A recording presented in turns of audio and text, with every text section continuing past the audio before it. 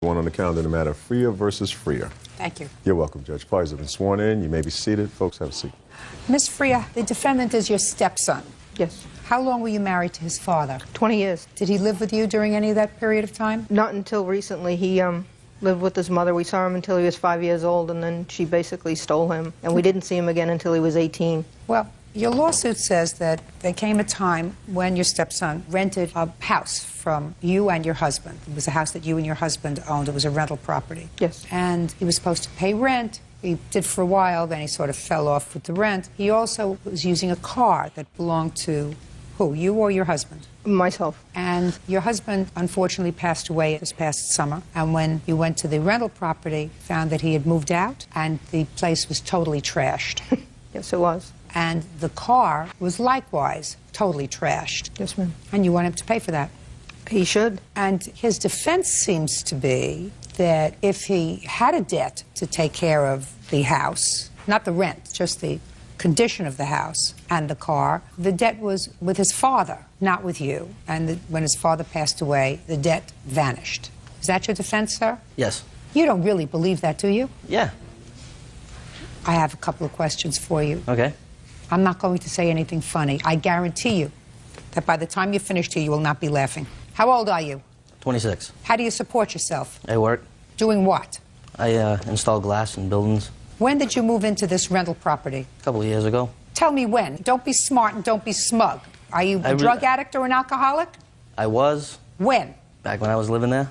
Really? Both drugs and alcohol? Yes. See, I was being sort of facetious because I was going to say you had to be on drugs or alcohol or else you would know how many years ago you moved into this house. So you were an alcohol abuser and a drug abuser. Yes. While you were living in the house? Yes. Are you still abusing drugs and alcohol? No. Did you go into rehab? No. You mean you just stopped? Yeah. You want to tell me how you did that and when? Back in February of this year, I was stabbed and By a stranger? kind of. I really didn't know him. I was just partying with him. So you were in the hospital for a while? Yeah, well, just like one night.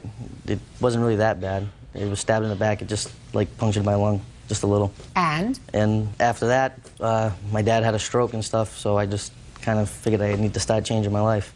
Well, that's a very good thing that you figured you had what we call in the trade an epiphany, a life-altering experience, a wake-up call, right? Yeah, you could say that. Don't be smart with me. I don't think you're cute.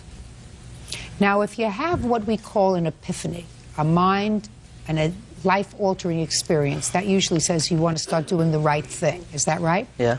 Try yes. Yes. And when you were living in this rental property, you stopped paying rent because you were putting up your nose or in your veins or whatever you were earning. So you stopped paying rent, correct? Correct. And you stopped paying for the care of this car, correct? Correct. Then you had this experience. Don't you think that you should go back to your old life and say, I have to make certain amends for things that I did, like trashing this house? No. Why not? My dad never really had a problem with it. I mean, they knew I was partying there. They knew I was drinking. They knew I was partying. They knew I had friends coming over. Can I see pictures of the house, please? Yes, Your Honor.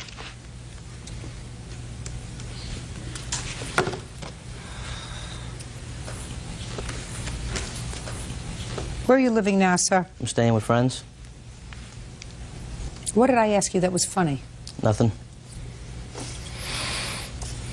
Why would you trash a house like this, sir? Just having a good time. Are you the only child that your father had with your mother? No. How many other children did your father have with... One. Where is that child? He kind of stays with my mom. Does he stay with your mother because he takes care of her? No. She takes care of him? Well, he stays in one of her apartments. I really don't talk to them that much. Why not? I really don't like my mom too much. Did you like your father? Yeah. Yes. Did you respect your father? Yes, I did. No, you didn't. Well... And you don't respect him now. Did I wipe the smile off your face? You don't respect him now because if you respected him, you wouldn't have done this to his property. And if the excuse was that you were using drugs and alcohol and therefore you were not in control of yourself, that's not an excuse. That's a reason that you would allow you and your friends to do this to his property. But now you've sobered up. So I don't think that you respect your father or his memory, sir. Yeah, but because if you did, and you would say, this property belonged to, at least in part, my father, and I'm disrespecting his memory by leaving it like a pig pen. I'm disrespecting who he was and how nice he was to me by saying to me, listen, we'll give you a home. You don't like your mother. Maybe she's a problem, but I want you to feel as if you have a home with us. Here's a place for you to live, and you take it and trash it. But then you get clean and sober, and you don't fix it. And there's no excuse for that if you want to do the right thing and turn your life around, Mr. Frere. We understand each other? Yes. We're not laughing anymore, are we? No. Judge Judy continues in a moment. His life-altering experience didn't alter the way he thinks. I'm telling you, for your own protection, keep your distance. Bad news. And later today. And I told him that I was supposed to meet this woman to give her her backpack. Would it be all right if I left it with him? He was... You hear those groans? He was a staff member. Real cases, real people. Judge Judy. Mary Freer says stepson Jonathan Freer owes for destroying her home and her car. Jonathan says his actions were a result of his drug addiction. I see the estimates of what it's going to take to clean up this place. I doubt whether the jurisdiction of my court would cover it.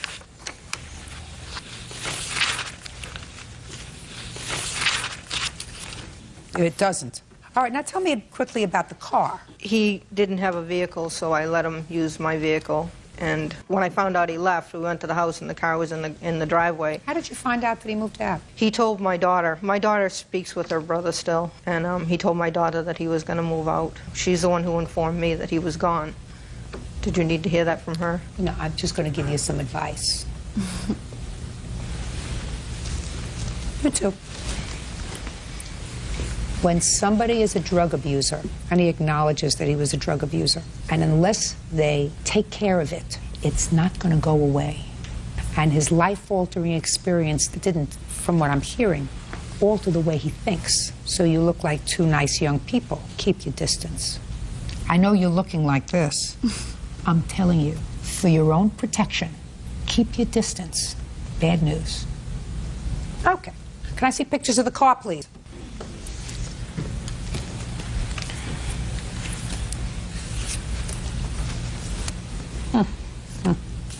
Your Honor, he came to us with some serious problems, and it took us a while, and it appeared that he had straightened his life out. He really was doing great. He had a great job, made good money, and that was why he rented the apartment, why we let him move in, because we figured that it was his family. He was going to take care of it just like we would have. And he did. For over a year, he did. And then I don't know if it was his father getting sick or what happened to him, but it all just hit the wall, and he reverted right back to what he knew. And, you know, what I'm left with is to pick up the mess. Mrs. Frere, listen to me. When he came to you, he had some problems. Is that what you said? That's exactly what I said. And would those problems include substance abuse? I'm sure it was. I couldn't prove it, but I would say. And then he got a job, and he appeared to be okay. He did very well. And then he went back to drugs and alcohol. Yep.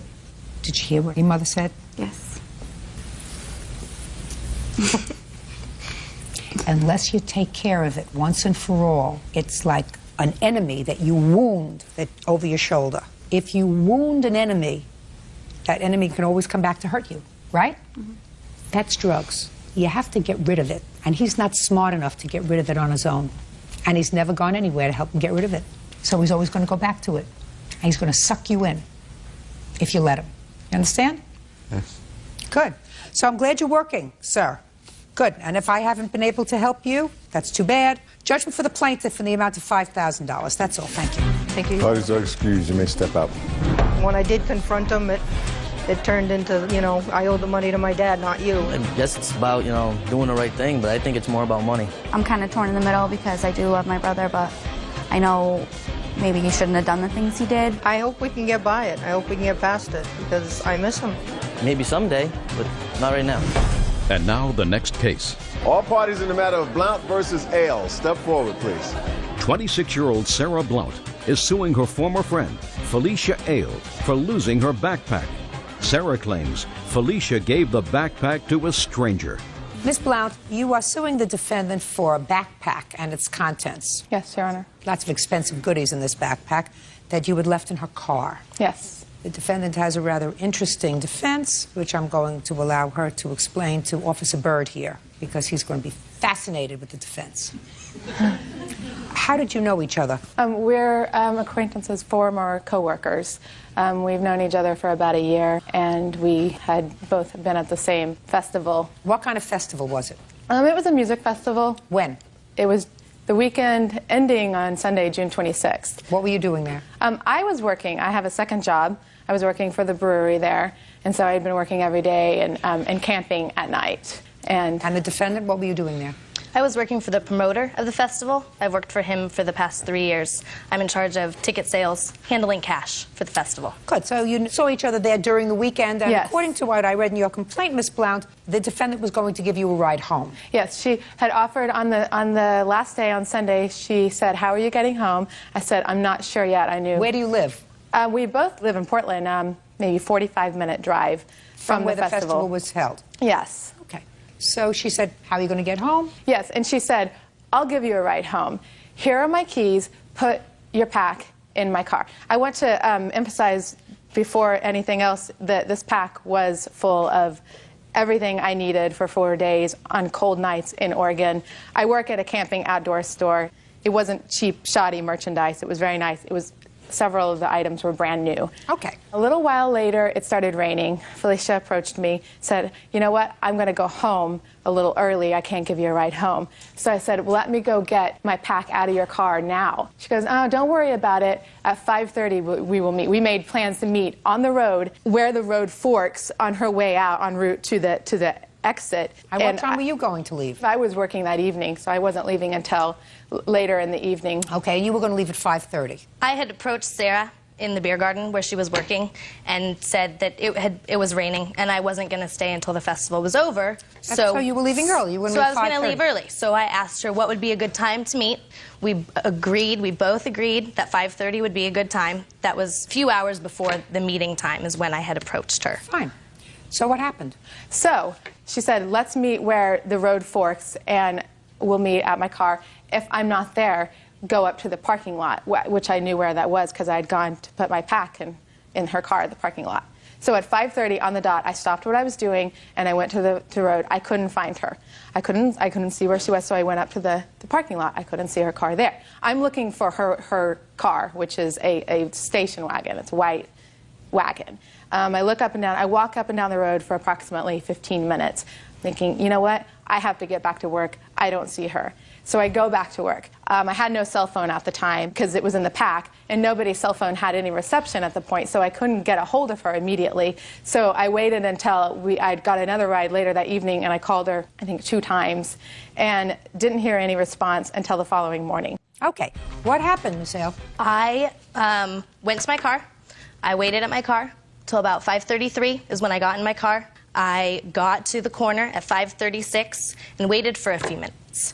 And I didn't see Sarah. So when I had gone to speak with her earlier at the beer garden, she had expressed to me that she needed her pack. So I didn't want to leave the festival with her backpack, knowing that she needed it. The place where I was a one-way out road, and I was blocking the exit to leave the festival. So I couldn't wait there. There happened to be a gentleman sitting in a chair who was a staff member. He had a staff shirt on, sitting in his chair, and I told him what was going on, that I was supposed to meet this woman to give her backpack there. She wasn't there. Would it be all right if I left it with him? He was... You hear those groans? He was a staff member. He was a staff member. He was going to be there for the next hour and a half. She wasn't there. And she'd told me she needed her bag. I had no way of getting a hold of her, so I figured the best thing to do is to leave it in the exact spot where we're supposed to meet. It's a visible spot, and he was going to be there for the next hour and a half. I told him her name, who she worked for, and he said, "Does she know to meet you here?" And I said, "Yes," but it's 5:36, and it's, you know, by this point I had been there a couple of minutes. There were cars behind me trying to leave, and I had to go. Got it? Yeah.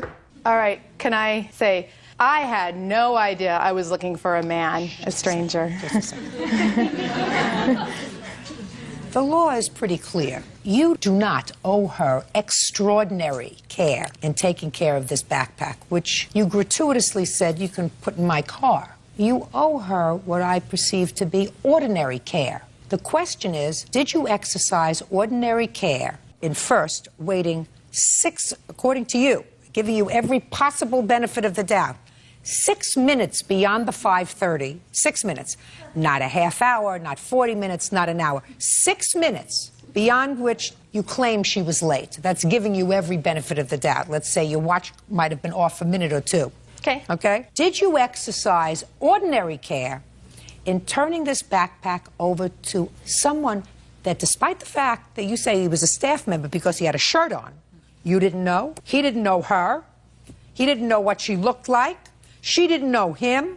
You didn't get a telephone number. You didn't ask him for any identification. You could have said, listen, I want to give this to you, but do you have your ID on it so I can take down your name and your phone number in case you don't hook up with us so that she can get in touch with you? Nothing. You take the backpack and you say, here, take it, give it to her. She's supposed to be at 5:30. She's not here at 5:30. It's no longer my responsibility. The law doesn't give you that right, Ms. Ale. The law says you have to exercise ordinary care. And unless you did that, unless you got this man's identification information, his telephone number, a place where he could be contacted so that in case that they couldn't get together, she would have some way of contacting him, not just a man who was wearing a shirt that indicated he worked there. Well, I had no way of contacting her. You did not exercise ordinary care. You added up the things in the backpack? Yes. What did it come to? $978. Can I see the bills, please? Okay, I have receipts from my place of employment where Can I I bought see them. it, please?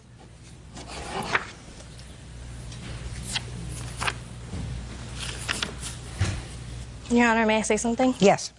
The previous place where we both worked, we had special deals that we were able to purchase from there. We sold a lot of high-end camping items. We also returned a lot of them as well, and were able to resell those items. Employees were able to go to those sales for employees only the night before they were open to the public and purchase those items for extremely discountable prices. I have Well, claimed nothing just a sec. from those purchases. So all that I want to say is that I don't know what was in the backpack. The backpack was put in my car. I took the backpack out of my car, but we were able to purchase items for an extremely discounted And that's rate. irrelevant in this case because... Well, just a second. Okay. It's not irrelevant if that's not what you paid for them. Exactly. Okay, and what you're testifying to under oath is that you paid $978 for these items. Is that what you're telling me? Yes, and I have receipts for the biggest ticket items.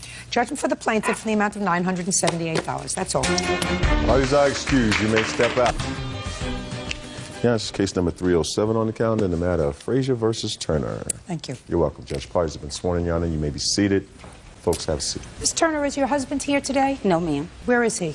At work. How long have you been married? 8 years. You have children? No, ma'am. Miss Frazier, according to what I've read, you and Miss Turner's husband have been friends for a long time. Yes, ma'am. How many years have you been a friend to Miss Turner's husband? About 20 years. You know him from school? From school. We grew up in the same neighborhood. And according to you, Miss Turner is not happy that you have a nice, close friendship with her husband, and she reacted to that, according to you, by harassing you and vandalizing your car. Yes. Miss Turner says nothing could be farther from the truth, that you have actually been harassing her and she would never do anything to vandalize your car. Correct. I read your answer, Miss Turner, and I read Miss Frazier's complaint. Do you approve of the friendship that Miss Frazier has with your husband? I didn't have a problem with her being friends with my husband. The problem came in when I initially had contact with Mrs. Frazier. She was being chased down the street by another woman, hollering, "You better leave my husband alone." That's my first initial contact with Mrs. Frazier. At the time, I did not know who she was.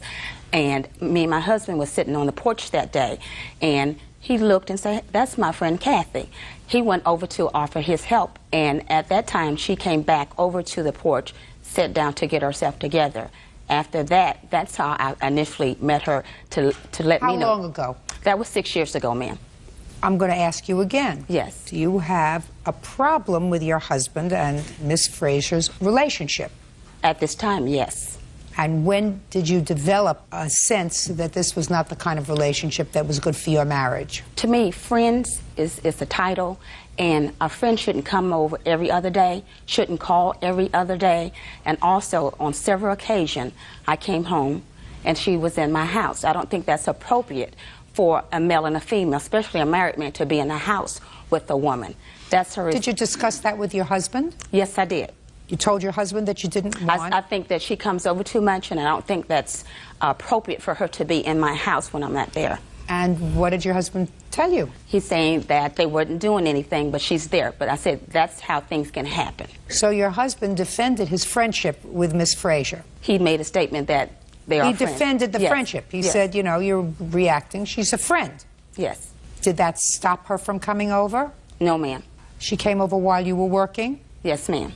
Were you invited over to the house, Miss Frazier? Yes, Your Honor. By Miss Turner's husband? By her husband, yes. Has he ever come to your house? Oh, yes, most definitely. Does he come to your house as frequently as you go to his house? Yes. So, now I'd like you to tell me, did you witness her vandalizing your car?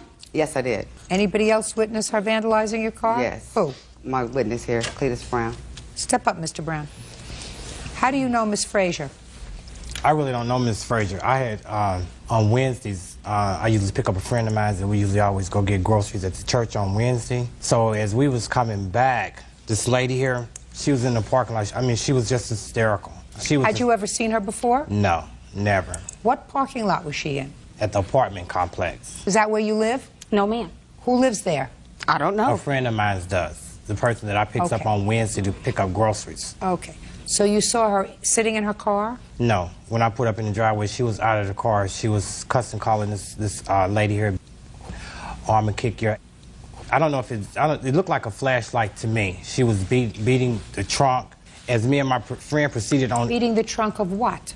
Miss Frazier's car. And you didn't know Miss Frazier at the time? No, I did And you not. didn't know Miss Turner at the time? No. So what did you do when you saw Miss Turner beating the trunk of the car with what looked like a flashlight? Me and my friend, we proceeded on into the apartment complex because he stays right there on the first floor. And this lady right here, she was still outside cussing and calling this lady names. And so she had proceeded on into the apartment complex. She didn't know which apartment complex Miss Frazier here was in. So she had knocked on some tenants' doors. Who knocked on the doors? The defendant here. I guess she was trying to find out which apartment Miss Frazier was in. So Miss Frazier was saying at that time she really didn't want to cause a problem. She told me she was going to handle this the right way. So Miss Frazier here was calling the police, and she continued on out the door. Where was Miss Frazier physically when she was calling the police? Inside? She was standing right there in the apartment unit with everyone, because everybody was really kind of traumatized. I'm asking you, when she was called, where were you when you were calling the police? Inside our friend's apartment. Whose staying friend? In the window. Whose the friend's name is Bobby. Is that the person you go to the church with? Right, exactly. But you had never met her before that day? No, Right. I never. just met him that day. So you went into Bobby's apartment? I went to visit Bobby on this particular day. And when I was there visiting Bobby, he introduced me to Cletus. This is my friend Cletus. We go to the store together. And we all decided we was going to play some cards. So Bobby said, man, let's go to the store first, you know. So they went to the store. I sat there, waited on them to come back. When they came back, that's when Janice had pulled up. Her van was parked on the street. My car was parked in the building parking lot. She walked up to my car, beat it on my trunk with this flashlight. She's still ranting and raving, calling me, I'm gonna f you up, blah, blah, blah, blah, this, that, and the other. Then she leaves, and she goes back to her car. She gets a flathead screwdriver. She comes back, and she starts scraping up all on the back of my car. Your Honor, this incident has been going on with Janice. Wherever I go, she sees my car. She gets out. She rips and ramps. She calls. She threatens. She's going to do this. She's going to do that. You know, Frazier, listen to me. I'm sorry. You have pictures of the car? Yes, I do. I'd like to see the pictures of the car. I'm going to have a heart-to-heart with you, Miss Frazier. Yes. Then I'm going to have a heart-to-heart with Miss Turner. Okay. You know this friend of yours that's been your friend for 20 years? Yes. Get rid of him. Most definitely. I already know that. Listen to me. Yes, ma'am. Get rid of him. It's not worth it. You want to know why you're supposed to get rid of him? Because he's enjoying watching you two women make fools of yourself. Exactly. Judge Judy continues in a moment. What do you need him for? You think he's making your life pleasant? According to the answer that I received here, he has not made your life pleasant. And later today, her girlfriend was egging her on. Don't tell me she was egging her on. What did do she it, say? do it. You're not going to do it. Do it. You're not going to do it. I know you're not going to do it. And they were both laughing. real cases, real people. Judge Judy. Kathleen Frazier says her car was vandalized by Janice Turner. Janice says Kathleen won't keep away from her husband. Miss Turner, whether you like to acknowledge it or not, your husband is enjoying watching two women clawing at each other, fighting over him. Exactly. That's their mentality. Thank you. Thank you. You may not believe that, but I want you to think about something you told me before. You said to me, I told him that you don't think it's appropriate for her to be at your house when you're working. He's your husband. He's supposed to care about your feelings, whether you're right or wrong. And this friendship that he has with this lady certainly isn't important as your marriage, right? Yes, ma'am. Clearly, it hasn't stopped him. Yes, ma'am. So he's sitting back and he's enjoying watching you two ladies make fools out of yourself. What does he do for a living? It's a painter. And what do you do? I'm a secretary. You've been working for the same company for a while? 15 years. You look like a terrific lady. Thank you. What do you need him for? You think he's making your life pleasant? According to the answer that I receive here, he has not made your life pleasant in the last few years with his relationship with Miss Frazier. You did the wrong thing, by the way. I mean, he's married. I know. He's married. It's nice to have a male friend. But if it gets in the way of his marriage and it gets in the way of your peace, you say to him, listen, stay with your wife. Leave me alone. I'll find another friend. Cletus looks like a lovely man. Find Cletus. Are you married, Cletus? No, ma'am. Perfect.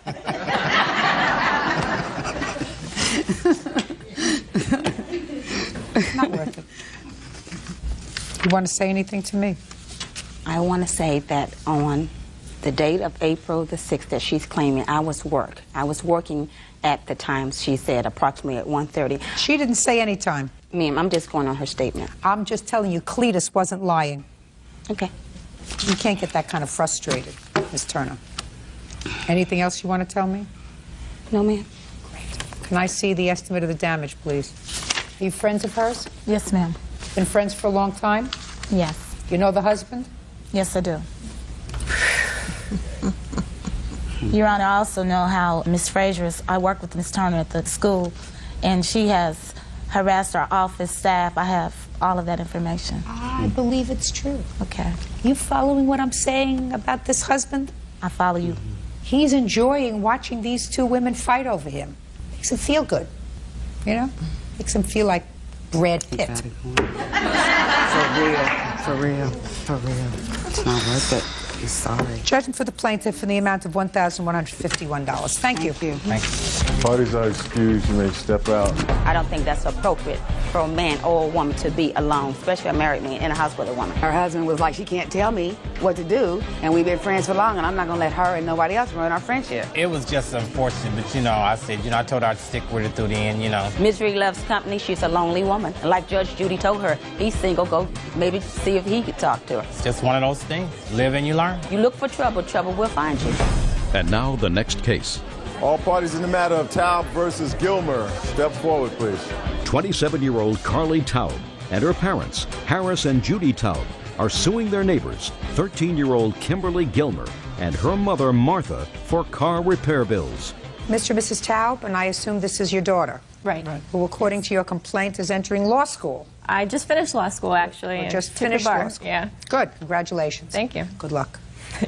According to your complaint, you purchased this car for her. You a neighbor of the defendants? Do you live across the street from each other, or was she just visiting a neighbor? I was visiting. She was visiting a neighbor of yours, and her daughter got into her car and either backed or moved forward, and her car hit your car, causing some damage. Do you have pictures of the damage? We do. I'd like to see it, please. Where did you go to law school, Miss Taub? Golden Gate University in San Francisco. Mm-hmm.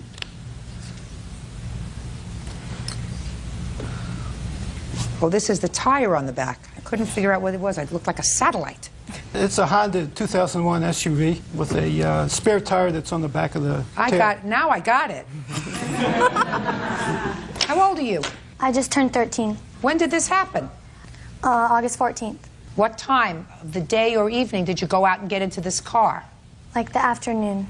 Whose car did you get into? My mom's. Why? Because we were about to go home. Who gave you the keys to the car? My mom's purse was in my grandma's house, and I knew she would forget it, so I had her purse on my shoulder. So you had your mother's purse on your shoulder. You took the keys? Yes. Why did you start the car? Because it was a really hot day, and I wanted to turn the air conditioning on so it would get cool in the car when we were driving. But you hit their car. How did that happen? Because I didn't know the car was in gear, and I didn't know it would move, and when I put the keys in the ignition and turned it, it jumped forward because the car was in, or lunged forward because the car was in gear. Tell me your first name. Kimberly. Have you ever put the key in the car before? Kimberly? Have you Yeah. ever... Where were you when you put the key in the car before? The key in my mom's car or someone else's car? In your mom. Let's try your mom's car. At our house, just putting them in. For what reason? I don't know. Just because. Where did you get the keys from when you just because put it in the ignition? From in her car, because she always puts her purse in the car. Has your mother ever said to you, don't take the keys out of my car and don't start the car? Yes. Hmm? Yes. So why do you do it? Because I didn't listen to her. Right. So now, Kimberly, your mom gave you her pocketbook, or you took it? I took it. And did you tell her you were going outside to wait for her? Well, we all went outside. Me and my older sister, her boyfriend, and my mom. So your mother saw that you had her pocketbook? I don't know if she saw I had it, but... Well, she didn't leave her pocketbook in the house, did she? You were all getting ready to go. Don't speak to her. So, Kimberly, these people are in their house not doing anything. Their car is sitting on the street in a legally parked space, and you get in the car, and you start the car, and you lunge forward, and you damage their car. Who do you think is responsible? Me. Great! But... Just a second. Great! Now I'll hear your butt. But I didn't, it's not like I purposely tried to hit their car. That's why they call it an accident. Yeah. Whose fault is it? Mine. Right. And if you were an adult, you would have to pay for it, right? Right. Because it was an accident that was your fault. Even though it wasn't purposeful, you didn't get into the car with a view towards damaging somebody else's property. That's why we call it an accident. But since you're 12 and not responsible under the law, so I can't make a judgment against you, I have to make a judgment against you. Right? Yep. Perfect. Then we understand each other. How much did it cost to fix it? Well, we haven't gotten it fixed yet. What's your estimate? $945, close to $950. $945. Yeah. How many estimates do you have? We have two. The one I like, though, the brunt of the damage was done on this wheel cover. It's cockeyed. And what the mechanic said to me made sense. Don't tell me what the mechanic said to you. Just let me see the two estimates. Sure. Judge Judy, can I tell you how it really happened? Sure. Are you interested? Okay. Sure, I am interested. Okay. Always interested if somebody's not telling me the truth. Okay. Well, I was reading. It was around I don't care what you were doing. 5 o'clock. Quiet. I hear noise outside. Like, I thought there were drunken kids outside before I even saw them, just by the noise element and how they were giggling and laughing. Let's go. I have other things to do today. And I see the two kids. They talk to a fella, and I figured, well, you can't stop kids from being on the street. I went back to read a book. About a minute later, I looked out again. I just got a gut feeling nothing good was going to come of this. I see her get into the car, sans pocketbook, no pocketbook. And the other, her girlfriend, was egging her on. And they were What do you both mean? Don't tell laughing. me she was egging her on. What did Do she it, say? do it. You're not going to do it. Do it. You're not going to do it. I know you're not going to do it. And they were both laughing. I mean, really laughing. And now I'm glued to the window because this car it doesn't even have a paint job. It's like a black matte primer. I got it. And then she talked to a fella in a truck. I think maybe she's 16, so Whatever. I thought she's going to back out and take off. Whatever. But what she did was put it in gear and accelerate. It was such a loud noise. She didn't do it on purpose. It was an accident. She didn't mean to hurt your car. She didn't mean to hurt her mother's car. She had no business being in a car. She had no business being in possession of the car keys. Right. Her mother's statement is she has trouble with her. She can't watch her 24/7, therefore it's not her fault. That's pretty much what you said in your statement. Is that right? Yes. Well, unfortunately, as between you and these poor people, you're responsible for the damage your daughter does. And if I were you, I'd have her do a whole bunch of something, babysitting, whatever it is. I already do babysit. Well, what do you do with the money that you make from babysitting? Use it, like go to the mall with my friends. Why don't you give it to your mother so that you can help pay for this property damage that you caused? Judgment for the plaintiff for the amount of $742.47, which is the amount of the lower estimate. That's all. Step out. Take responsibility for what you do. That's all. Thank you.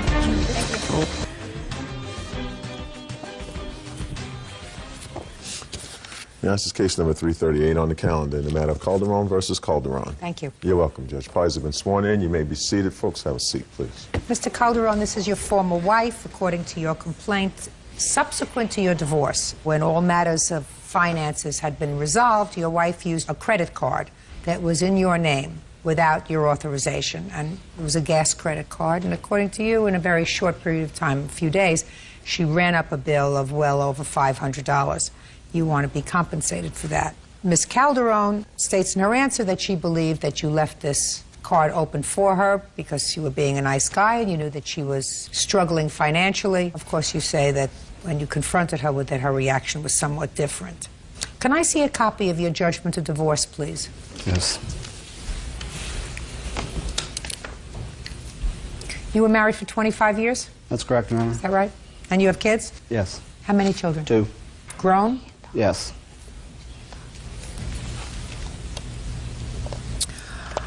It is clear from the judgment of divorce that any and all liabilities incurred after December 14th of 2004 belong to each of you separately. Now, when were these credit card bills made? October 13th through the 19th. Of 2005? Of 2005. I have a Can I see them, please? How did you become aware of them, sir? I received a letter of address change, and I knew that I had not changed my address. I didn't even know the credit card existed. And when I called them, they told me that I had requested to change my address, and I thought that there was something wrong with that and asked if there was any charges on the account. Okay, Ms. Calderon, the ball is in your court. Explain it to me, please. Basically, the reason that I was in the situation I was in is because I was so heavily in debt and destroyed from what he had done to me from this divorce, because he knew that last year when my daughter graduated high school, my oldest daughter graduated college, and my oldest daughter got married, that I had put a lot of money into that. And this has nothing to do well, with that. But this is why I was. Calderon, this is why. This has nothing to do with that. This is not. I would have never used it though. This is not even a large amount of money. We're talking about a gas credit card where it's clear you allowed someone else to use this gas credit card. I got gas for my kids. We were all struggling. He destroyed us all. Just a second. In 4 days, you got gas for your children. You have 2 children and yourself. Right. You filled up the cars. 1, 2, 3, 4, 5, 6, 7. I don't know what's $98.20. That's not a car fill up. Or $83. Or a case of oil. A case of oil. 1, 2, 3, 4, 5, 6, 7, 8, 9, 10, 11, 12, 13 times. Let us assume 3 people's cars, 13 times in a 4-day period. So, Ms. Calderon, don't play with me. This is not because you needed money. Yes, it was. When you enter into an agreement, and I assume that this was your agreement, it looks as if it was boilerplate clauses. You agreed that after December of 2004, you would not make any debts for the other party. You chose not to do that. His friend told my daughter that he left the card open for me to use because he felt sorry for me because he knew how hard of a time I was having. Oh, okay. Well, that's a different story. Is that person here today? Yes. Step up, sir. Tell me your name. David Dover. Mr. Dover, did you ever tell Mr. Calderon's daughter that this credit card was left open? No, ma'am. I never knew the card existed. I never knew anything about it. Step up. You're the daughter. Yes. Your name? Angela Schubert. Angela, tell me about this alleged conversation. We were going to dinner for my birthday, and I was sitting in front, and we had just found out I was pregnant that day. It was August 18th. We picked up my dad from work, and we work at, well, it was before we picked him up for work. And we were just talking about the divorce, you know. I was trying to get to know him since, you know, he lives with my dad now. And he just happened to say, well, your dad did leave a gas card open for your mom. Because we didn't know, because all the gas cards were closed. Let me ask you this question. Somebody must have been complaining about money. No. So, because the statement that you ascribe to this gentleman, well, this is what you said. Well, your dad did leave a gas card open for your mom. We were talking It's about... always a response to something said to him. We were talking about how hard it was for everyone in the divorce, And how it happened. We were talking about how hard it was. And he said, well, you know, your dad left a gas card open for your mom, and, you know, to help her out a little bit. And you went back and told her, shh. I didn't tell her right away. You didn't tell her right away. When did you tell her? Maybe a week and a half, 2 weeks tops. Okay, so a week and a half, 2 weeks tops, you tell your mother. And your mother didn't have this credit card. Yes, I do. Just a second. You didn't have it. According to you, you found it. Listen to me. You found it. When did you find it? I wasn't trying to use any of the credit cards. When did you find it? When she told me he left it open for me and we were having such a hard time. Well, did you call him and say... I can't. We don't communicate. What do you mean? You don't have a telephone? He communicates through the kids. Before I would extend his credit based upon hearsay, I would have picked up a telephone or sent him a note. Is it true that I can use this credit card? I certainly would have at least, if I believed that it was true that he held open this credit card, Miss Calderon, I would have tried it for 1 month. He would have gotten the bill and he would have said, well, I have a $40 bill for gas. I wonder what this is from. But you didn't do that. You charged $500 worth of gas in 4 days. And then, according to your former husband, when he confronted you, because you did call her. I actually contacted her via email. I don't call her. I had to change my number so many times. Fine. So you didn't? But I did contact her. And what was her response? She said that go ahead and prosecute her. It would be well worth it for the look on my face. Can I see it, please? I was shocked that he wanted to prosecute me. Judge Judy continues in a moment. I still am in shock that he's done what he's done to us. And You're shocked. I never thought he was that cold-blooded, and I still can't believe it. And later today, I said, I'm calling the police. And she said she took him, and she pawned him, and she thought she could get him back in my jewelry box before I noticed. That's what drug addicts do, not casual marijuana smokers. real cases, real people. Judge Judy. Alan Calderon says ex-wife Linda Calderon made unauthorized charges on his credit card. Well, this email acknowledges, Miss Calderon, that you used this card, but you said, I figured I'd be able to make payments just like you would. If he had a problem with what I got. But I got things to help us because I knew how he always tries to make himself appear to be generous, but his MO is not generosity. And Listen to me, he doesn't have to be generous with you anymore. He has never been generous with Miss Calderon, then you stayed with somebody for 25 years who wasn't generous. You're divorced now. And what you have to do is you have to put a period and move forward. The economics of divorce is never easy. When you try to run two households on the same salaries that you were using to support one household, that's never easy for anybody. But what you cannot do is, you cannot say, I have a contract, and I'm not satisfied with the terms of the contract, so I can, because of necessity, because I was married to him for 25 years, because we have children together, they have needs, whatever, I'm going to extend his credit. You can't do that. I still am in shock that he's done what he's done to us. Listen to me. And You're shocked. I never thought he was that cold-blooded, and I still can't believe it. The retaliation was not to use a credit card. I didn't do it in retaliation. Well, then you got to pay it. Judgment for the plaintiff in the amount of $507. That's all. Parties are excused. You may step out. I was married to a snake, and I had no idea I was. My ex-wife has been harassing me, and this is just another form of harassment. It's all because of self-indulgence and selfishness that someone would do this to their family in the first place. She actually moved out on me, but if you hear her talk, she'd think that, I left her. I don't know who he is, and I thought that, he really was trying to be generous and help us. And now the next case. All parties in the matter of Schoonmaker versus Huddleston. Step forward. Susan James Schoonmaker is suing her daughter, 20-year-old Heather Huddleston, for stealing and pawning her wedding rings. Heather claims she had her mother's permission. The Schoonmaker, this young lady is your daughter, and according to your complaint, she owes you some money. She owes you some money because As a result, according to you, of her drug abuse, she fell behind in her rent. She and her boyfriend, and she came to you for money, and you gave her jewelry to pawn. She pawned the jewelry. She was supposed to get it out. She didn't. You lost the jewelry. You want the money. Is that right? Well, she also stole my wedding rings out of my jewelry box and pawned them without my knowledge. For how long has your daughter had a drug problem? I didn't know that she had one. She told me it was her boyfriend. When she came to you and asked for money, she told you that the boyfriend had a drug problem? She said that he was spending money on things he shouldn't be. He was doing drugs and stuff like that. So then why in the world would you give her jewelry to pawn?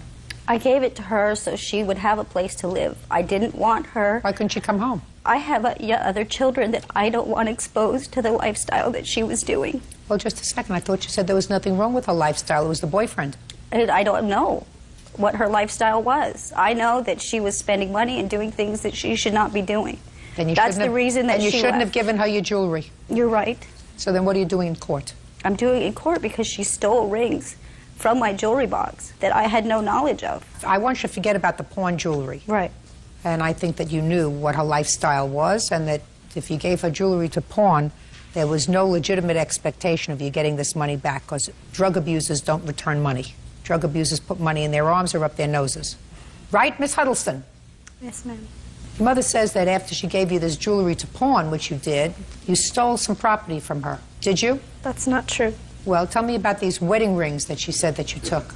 The wedding rings she never wore, and I came upon a time when I needed money for rent, and she told me to go ahead and take the jewelry out of her jewelry box, the wedding rings, to pawn them so I could pay rent, because she never wore them. She hasn't worn them in 5 years. That's not true. What other jewelry did she give you? Previously, she had given me a bag of gold necklaces and a ring that my grandmother had given her. She offered it. I never asked her for money. I told her that I was having problems, and she offered it to me. That's not true. What kind of drugs were you or are you involved with? I was smoking marijuana, and she knew. And the boyfriend? Anything and everything. But not you? The only thing I ever did was marijuana. Susan Jane Schoonmaker says her daughter, Heather Huddleston, stole her wedding rings and pawned them. Still with the boyfriend? Nope. Who do you live with now? I live with friends in Arizona. Do you work? Not yet. I'm a student.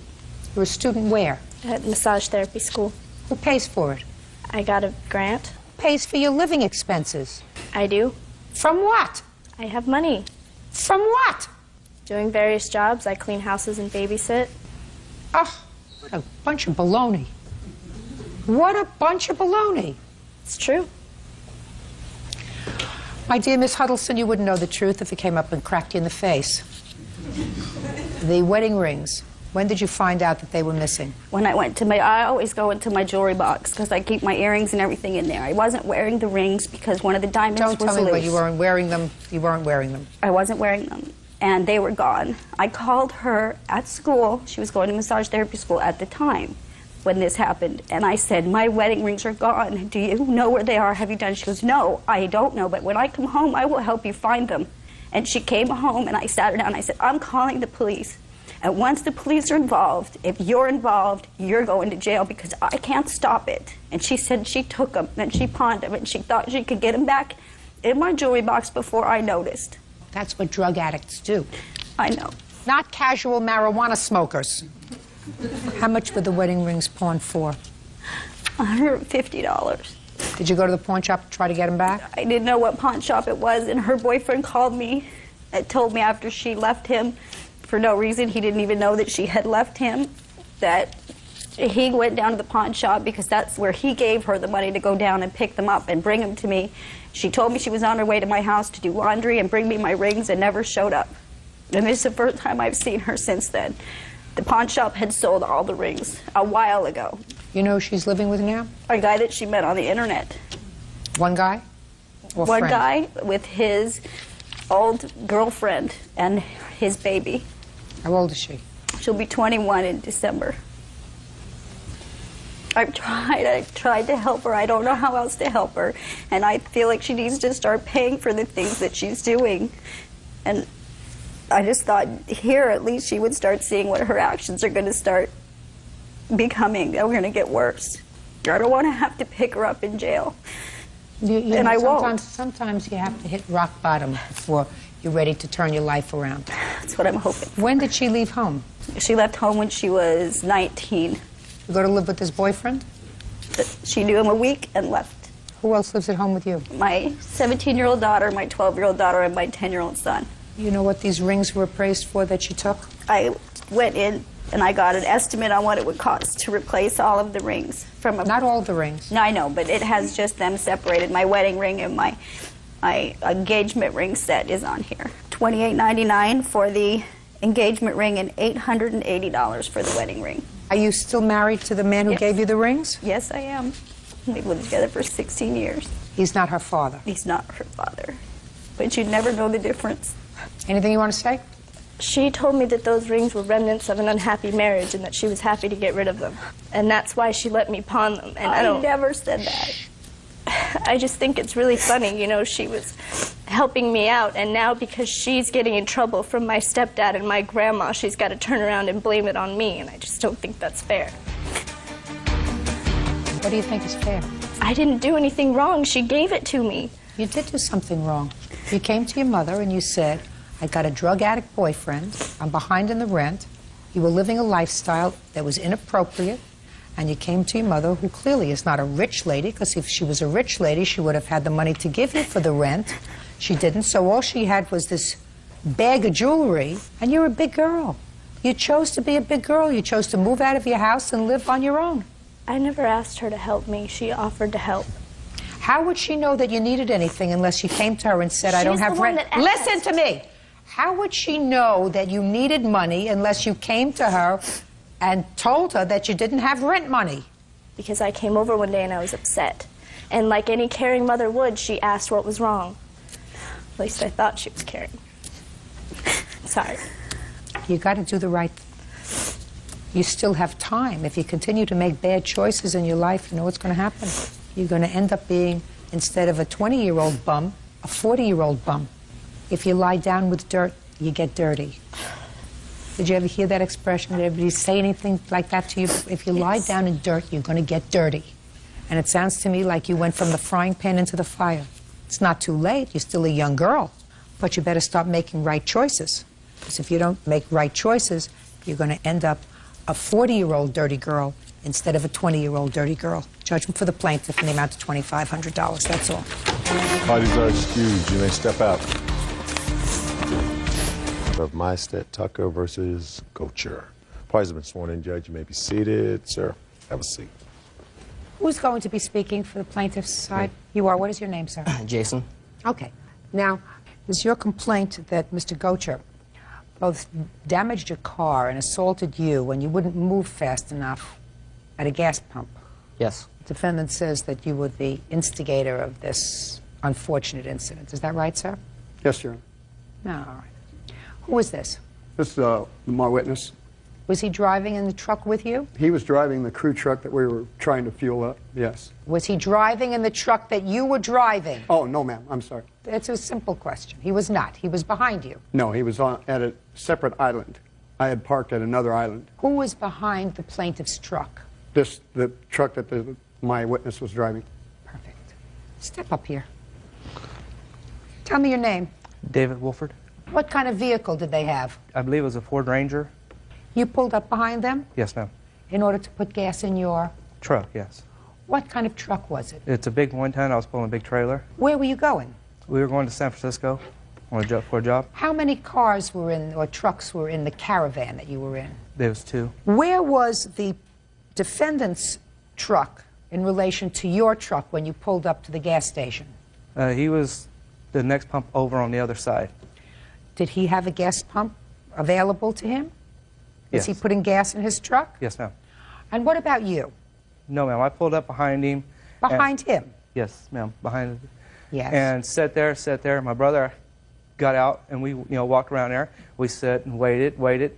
And my brother-in-law turned his pump on, come over and give us our gas. Who's your brother-in-law? Joe, I'm sorry. He's the brother-in-law?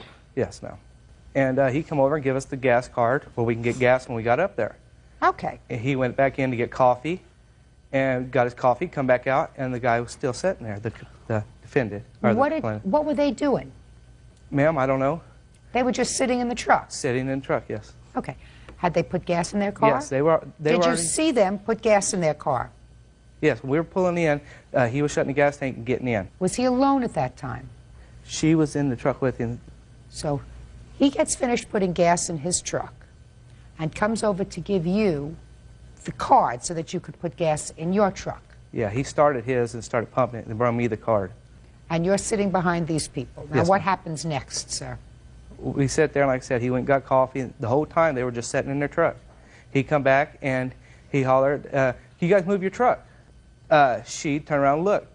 And they kept sitting there. He said, move the damn truck. And the guy just, about 4 or 5 inches, just burned his tire and stopped, just sat there. What are you talking about? He just burned his... You mean he moved the truck? Just about 6 inches, just barely burnt the tires, Okay. just enough to make the tires burn. And then my brother-in-law continuously told him, come on, move the truck, we got to go.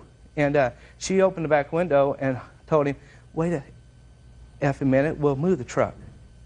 And he told her to shut up. And Who move told the- her to shut up? My brother-in-law. You just shut up, move the truck. Who was And, driving the truck? The gentleman. He was. Yes, ma'am. Go ahead. And Uncross your arms.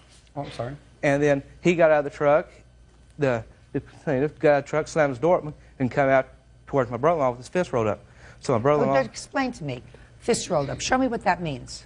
like, he come out like this and come towards you. And my brother-in-law grabbed him by his shirt because, you know, it looked like to me he was wanting to fight. When he come out, it looked like he was going to hit him. So he grabbed him. They started rolling around on the truck. My brother, that couldn't make it today, grabbed my brother-in-law, and I grabbed him, and I was holding him, and all the words stopped, and he relaxed. So I let him go. When I let him go, he took and swung and hit my brother-in-law in his glasses. His glasses cut his eye. So my other brother let him go because, you know, there wasn't no sense of holding him and letting him get, you know, beat up. So then they continued fighting. Anyway, they wrestled towards the truck, and they separated, and he told his wife or girlfriend, I'm not sure what she is, and told her, come on, get in the truck, let's go. So she got in, he took off, burning the tires out of there. Now let me hear your version, sir. Okay, I was getting gas. Uncross your arms. I was pumping gas when the truck pulled up behind me, just like they said. He pulled up at another gas pump. I don't believe he was getting gas. He walked over, started talking to the 2 guys behind me. When I was done getting gas, I got in my truck, I adjusted my seat, put my seatbelt on. Before I could drive away, he started punching the bed of my truck, yelling, let's go, let's go, let's go. It's not true, Your Honor. I object. I didn't ask you to say a word. She opened the back... Just a second. Did you understand what I Yes, said? ma'am. She opened the back window and said, stop hitting my truck. He said, I said, move this piece. I let that go. I started to drive away. My 6-month-old son, who was in the front seat, dropped his bottle. I stopped, picked it up, handed it to him. Before I could drive away again, he started hitting the truck again, and now he started yelling, ram him, ram him, ram him, push him out of the way. At this point, I wanted to get out of the truck to see how many dents he put in my truck, which he did. He put 3 in the bed. She told him, before I could get out, I said, stop hitting the truck, and if you give us a second, we're moving. That's when he said, shut your mouth, you crazy effing bee. Judge Judy continues in a moment. The next thing I know, I'm on all fours, blood pouring out of my face. I looked towards the truck, looking at his rearview mirror. Said, hey, move the truck. Your hot temper started the problem. My temper is going to finish it. Real cases, real people. Judge Judy. Jason Meisted claims he was assaulted by Joseph Gocher. Joseph says Jason was blocking the pumps at a gas station. Go ahead. I got out of the truck to see the damage. Before I could even get back to the damage, he grabbed me by the throat with both hands and bent me backwards over into the bed of the truck. I then stood up. When I stood up... right. When I stood up, he still had me by the throat. I don't know who it was, but one of the guys in the truck behind me grabbed my arms and put them behind my back. She, at this point, tried to help me. She couldn't do anything because one of the other guys grabbed her and threw her back into the gas pump. I don't know who it was, had my arms behind my back. They ran me into the door that was open. The next thing I know, I'm on all fours, blood pouring out of my face. I jumped up, I told her, I said, get in the truck. She got in the truck, we drove home, and I called 911. When you called 911, did you file a report? Yes. Can I see the report, please?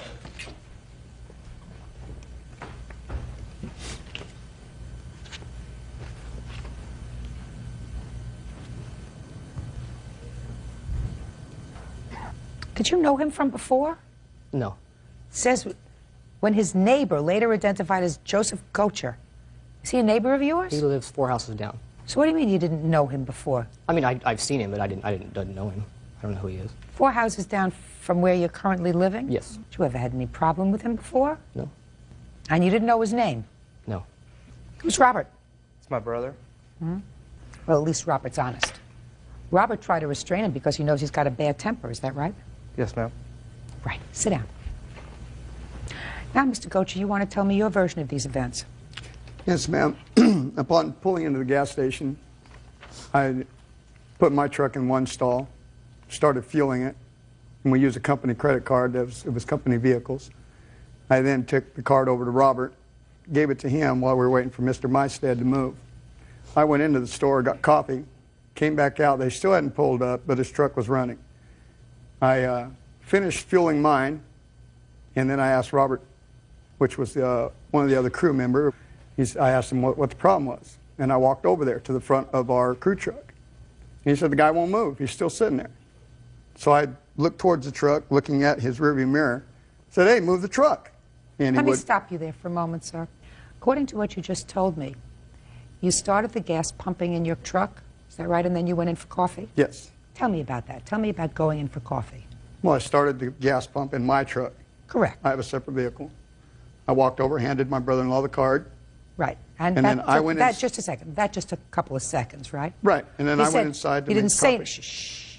You didn't say anything to him. You just handed him the card and said, he understood that he was supposed to fill up the gas tank. Correct. Correct? And meanwhile, the gas is still pumping in your truck. Is that right? Correct.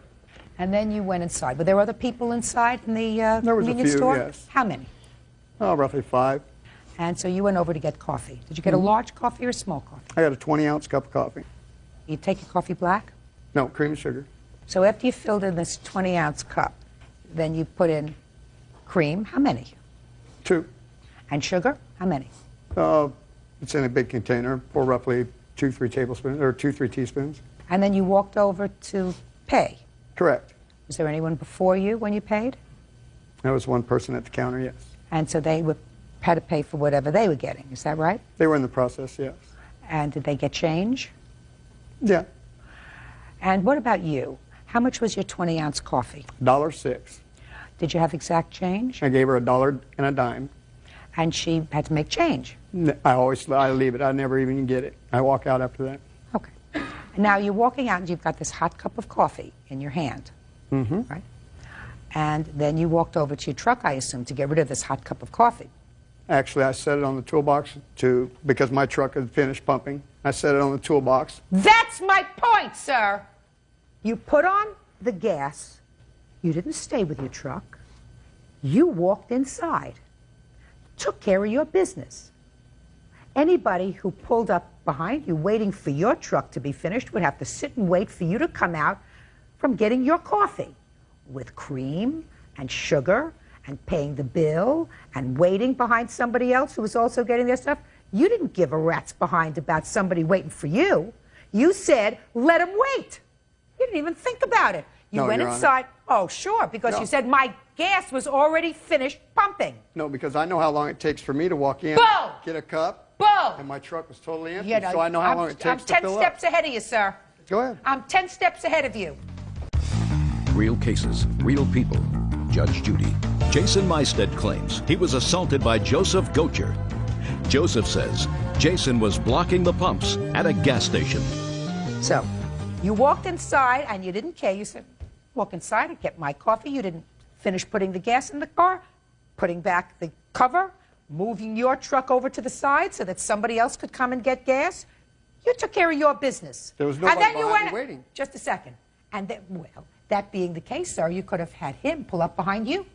It didn't bother you one bit that somebody may have been waiting an extra maybe 2 minutes, maybe 3 minutes, maybe 4 minutes, maybe 1 minute for you to come out with your coffee and move your truck. No, that didn't bother you at all.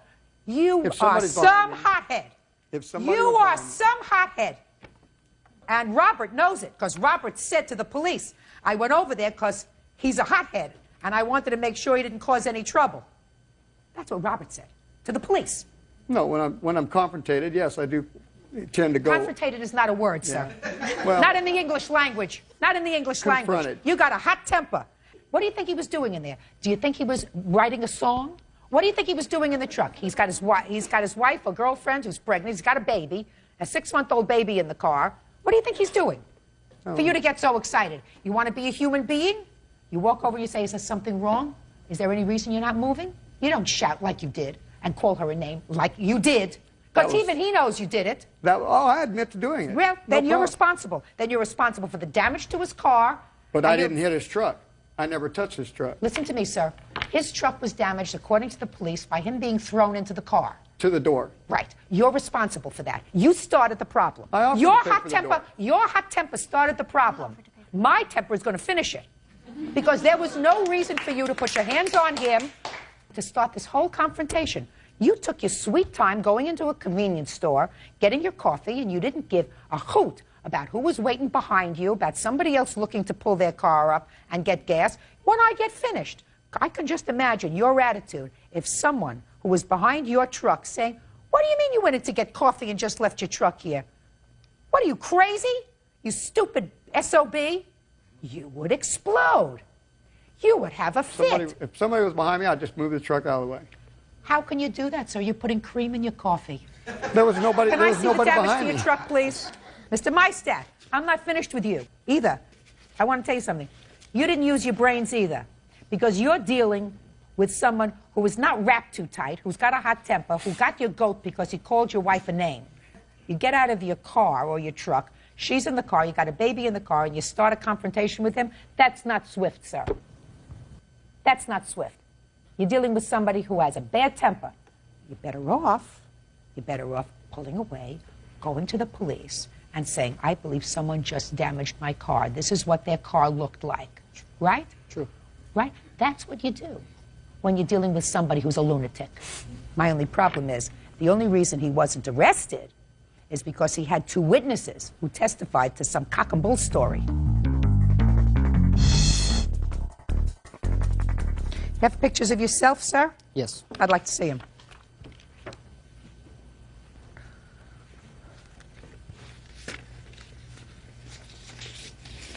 I see a lot of feet pictures. I don't see any injury here, sir. It's the ankle.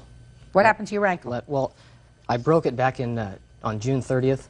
I just got off a cane when this all happened, and there's a re-injury. Here's my emergency room records of going back in. How much did the emergency room cost you? It was $619. Between the emergency room visit only, which is all that I'm considering, and the damage to the car, which is $1,724, $2,343. Now, what you're suing for is $5,000, sir, because you want also to be paid for lost wages due to assault, to the assault. Yes. What lost wages did you have? Well, like I said, I broke my ankle on June 30th. I was on crutches for 6 weeks with the cast. When I got the cast off, I was on crutches for a month. I went to rehabilitation, was on a cane. That has nothing to do with him. Well, no, I just got off a cane, just got back to work. When he assaults me, and with the emergency room records there and seeing my doctor, I was back on disability for another month. Chalk that up to your own stupidity. I told you that there is a contributory negligence on your part, contributory stupidity. If you would just get off of crutches, he was wife or his girlfriend? His girlfriend. Girlfriend had to take care of you 6 months. You weren't working. You explained to me the wisdom of getting out of the truck, your truck, to confront him. Well, when somebody's punching your truck, don't I have the right to get out and look at the damage? No, what you're supposed to do when you have a nut who's hitting your car. I didn't know he was a nut. Oh, no? You didn't know he was a nut? You didn't know he was hitting your car because you weren't moving fast enough? And I don't have the right to get out and check out the damage? I'm not talking about right. I'm talking about using your brains. I'm talking about trying to be a little smart, just like you drove off and try to find a police officer. Is that what you try to do? Then you do that first. You don't do that after the damage is done. You try to do that first, especially when you have a baby in the car. I did try to drive away the first time. Yes. And they punched my truck again. So, even more so, the guy's a real nut. He hit my car a second time, and I'm driving away. How many babies do you have? This will be number 2. Grow up. Judgment for the plaintiff in the amount of both the damage and the emergency room treatment, which is $2,343. As far as your lost wages is concerned, chalk that up to the fact that you didn't use good judgment, because He is a hot-tempered idiot. Doesn't mean that you react when you have a baby in the car to somebody who's acting inappropriately and like they're not wrapped too tight. That's what you're supposed to do if you're a responsible parent. By the way, is there any reason why the two of you aren't married? We're engaged. Is there any reason why the two of you who are having a second child, why they are not married? What does that matter? I'm just curious. I said as a matter of curiosity. We're actually- Matter of responsibility. We've been engaged and we plan on getting married, yes. Well, is there any reason, madam, why before you have your second child that you don't decide to make that Because I kind don't of a want to be commitment? pregnant walking down my aisle. I want to... Well, you had some time between the first and the second, didn't you? Case number 307 on the calendar in the matter of Sane versus Ross. Parties have been sworn in, Judge. You may be seated. Sir, have a seat. Miss Sane, it is your claim that the defendant assaulted you, scratched your face, causing you to bleed, scarring, etc. Yes, ma'am. When her car, which had been illegally parked in an area where you live, Yes, ma'am. when you requested that she move that car, Yes, ma'am. the defendant says that she was only there for a minute and that she was merely defending herself, but she has very long nails, which caused the scratching to your face. Is that right? That's correct. Now, on what date did this happen? April 2nd. Where? At my apartment where I live, out in the front parking area. Are there outdoor parking spaces? There is 6 spaces on each side. When she parked her car into the fire lane, there was empty spots that she could have parked in. Is that correct? No, that is not correct. It wasn't a fire lane, and my car was not illegally parked. I backed in to unload a vacuum cleaner. She illegally parked because she backed around. No, Miss Ross. Listen to me. Your car was not parked in a legal spot. It wasn't illegally parked either. What does that mean, madam? You explain what that means to me. It was not parked in a fire lane. Where was it parked? It was parked in a regular parking space? No, it was parked in the middle of it. In the middle of the what? driveway. It was parked in the middle of the driveway. Oh, okay. So it's parked in the middle of a driveway. Exactly. She could have went around either way. Why didn't you park the car in an appropriate parking place? Because I was only in and out. I went there to drop off a vacuum. Just a minute. So you parked your car in an illegal place in a driveway. That's what you did. Now, you were where? You came home and found the car there, or your car was already there? I had went to my storage space, me and my witness and another friend. We had pulled my truck back to the very back of the apartments. I live in a 4-plex. And when I came out, the way I had went in, I couldn't go back out that way because there was vehicles filling my side and on the other duplex's side. So I was going to go around the very first car, go out through the front. But the lady that lives in apartment B, she always parks real far back, and her car was parked in the fire lane. I could not get through there. Okay. So you could not get through to pull out so that you could get into your parking space? Yes, ma'am. Because her car was blocking you? Yes, ma'am. So what did you do? I honked the horn. Like I said, we live in a small, it's just a 4-plex. I figured whoever owned it would come out. Nobody did. Now, when you went into your storage space, was her car there? No, ma'am. How long were you in the storage space? Probably about 30 minutes. And when you came out, her car was there, and you said you started honking the horn. What happened when you honked the horn? The children from the apartment next to me came up and asked me what my problem was, and I asked them if they knew who the car belonged to, and they said yes.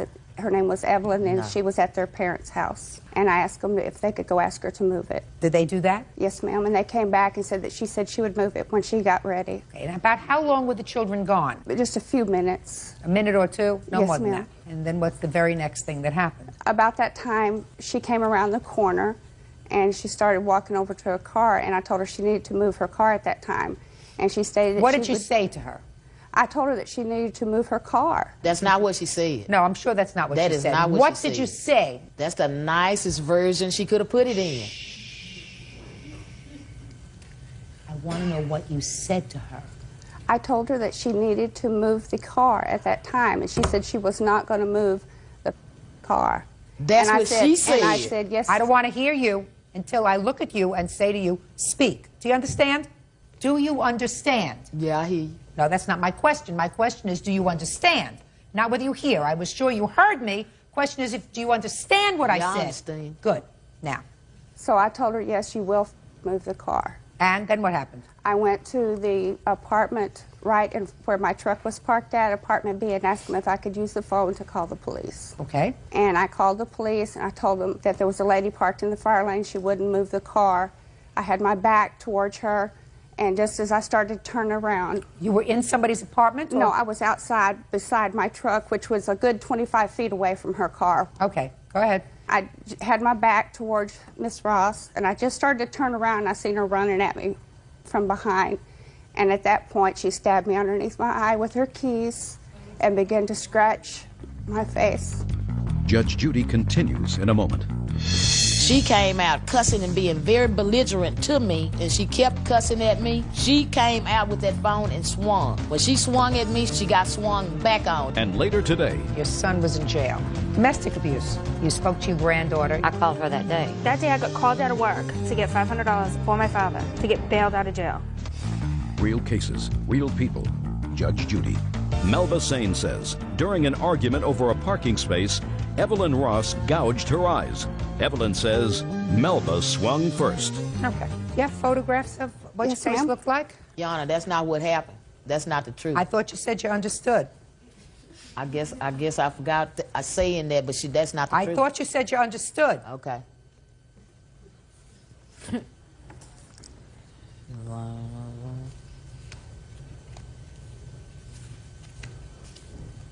Okay. Now I'll hear you.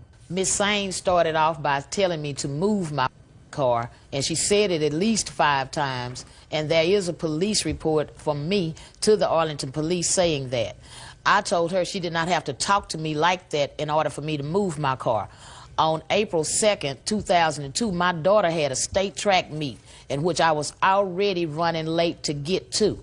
She came out cussing and being very belligerent to me was the reason I got defensive. When she got those people's phone, she ran up to the car on the phone, shaking her finger at me. I'm moving my car, and she was still coming out. Just a second, Miss Ross. You just said that she came up shaking her finger at you, but you were already moving your car. Right. Right. So you were inside of your car. Right. But there came a time when you moved outside of your car, because I'm looking at these photographs of her face. So at some point, you got out of your car. When did you get out of your car? I got out of my car once it was out of the middle of the parking lot into a parking place. Okay, now just 1 second, so that let me understand this, Miss Ross. You were in your car, and she was being belligerent, and she was on the phone, and she was yelling and cursing at you. Right. So you get into your car, and you put it in reverse? Yes. And you move back. Into a parking spot. Just a second. You move back. Right. Into a parking space. Right. And then what do? I got out of my car. Now you're on your way, and you're running late to your daughter's track meet. You want to explain to me why you got out of your car? Because I left something inside of the house. Really? And what yes. did you leave inside of the house? I'm not sure at this point what it was, but I got out of my car for a reason. Either my cigarettes or something, cigarettes, lighter, one of the two.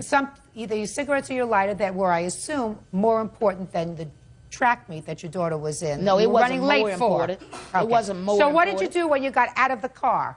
I got out of the car and attempted to go back around to my friend's house, and she kept cussing at me. And when she came out with that phone and swung. When she swung at me, she got exactly those scratches. She got swung back on. She swung first, and Arlington Police Department have a report saying so. She swung first. That's the reason it wasn't a criminal case. I'll see the police report, please. See it. I'll see the police report.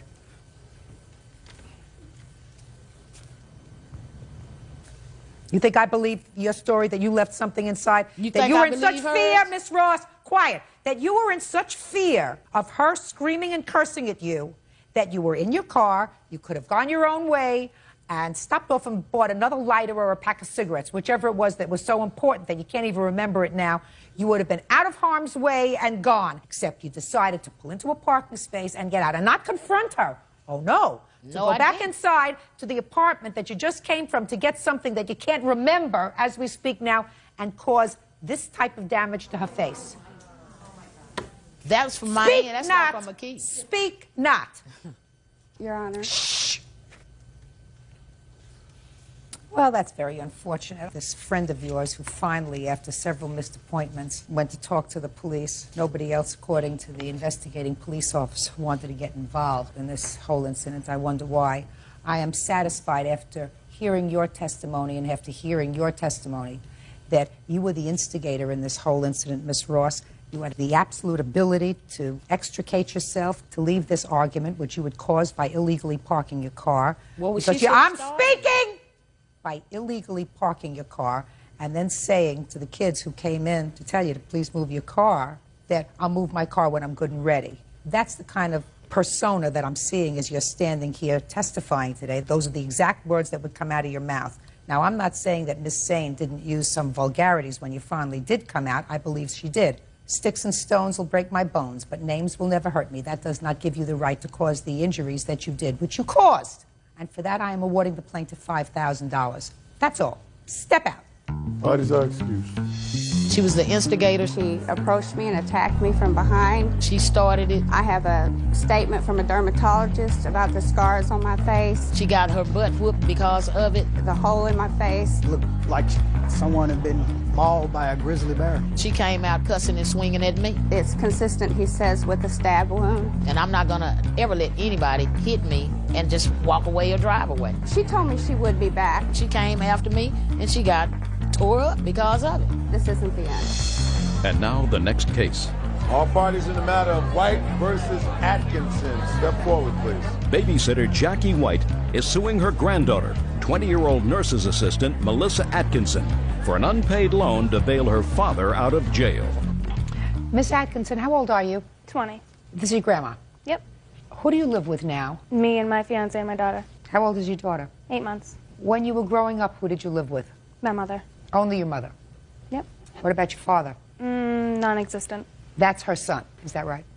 Did you have any sort of relationship with your grandmother? Yep. Somewhat. As you were growing up, you saw her? Yep. Try yes, it sounds Yes. nicer. It's a courtroom. How frequently did you see your grandmother as you were growing up? More when I was younger than now. And you saw her despite the fact that you had no relationship with your father. He wasn't around. He was around, but not often. Shh, put your hand down. So she was around more than your dad? Yep. Yes. When you say she was around more than your dad, she would come to visit you or you would go and spend time with her even though her son wasn't around? Yes. So you would say that during the time you were little, and even a little older, she was a reasonable grandparent? Yes. Now I'm going to get to the case. Ms. White, you're suing your granddaughter because you claim that there was a time, some time ago, recently, that your son was in jail, was incarcerated, and needed bail money. He called you. You had most of the bail money that he needed. Whatever you had was about $470. $400 for bail and $70 for some fee. You spoke to your granddaughter. Your granddaughter managed to get together another $100. You posted $500 bail for your son. Sometime later, he appeared in court. The bail was returned, but it was returned to your granddaughter, and your granddaughter did not give you back your money. Your granddaughter says that you never gave her a dime. Okay? That's what the case is about. Right. Which is the reason that I was asking you a whole bunch of questions, Ms. Atkinson, because I didn't know what kind of relationship you had with your grandmother, and I don't know why your grandmother would sue you anyway, even if what she says is true, because that's sort of something that family doesn't do, especially for not life-altering amounts of money. So you're going to explain that too to me, Ms. White. I had to borrow the money from my sister. She wired it up Western Union for me to get the bail money. And then I had to pay her back. And I was expecting to get my money back from Melissa when this bond was paid back. When did your son call you? April 27th. I've got a phone number here where I called my sister on the 28th. She wired the money up the 28th. When was your son incarcerated? 27th. For what? I've got a record here. You'll have to look at this. Can I see it, please?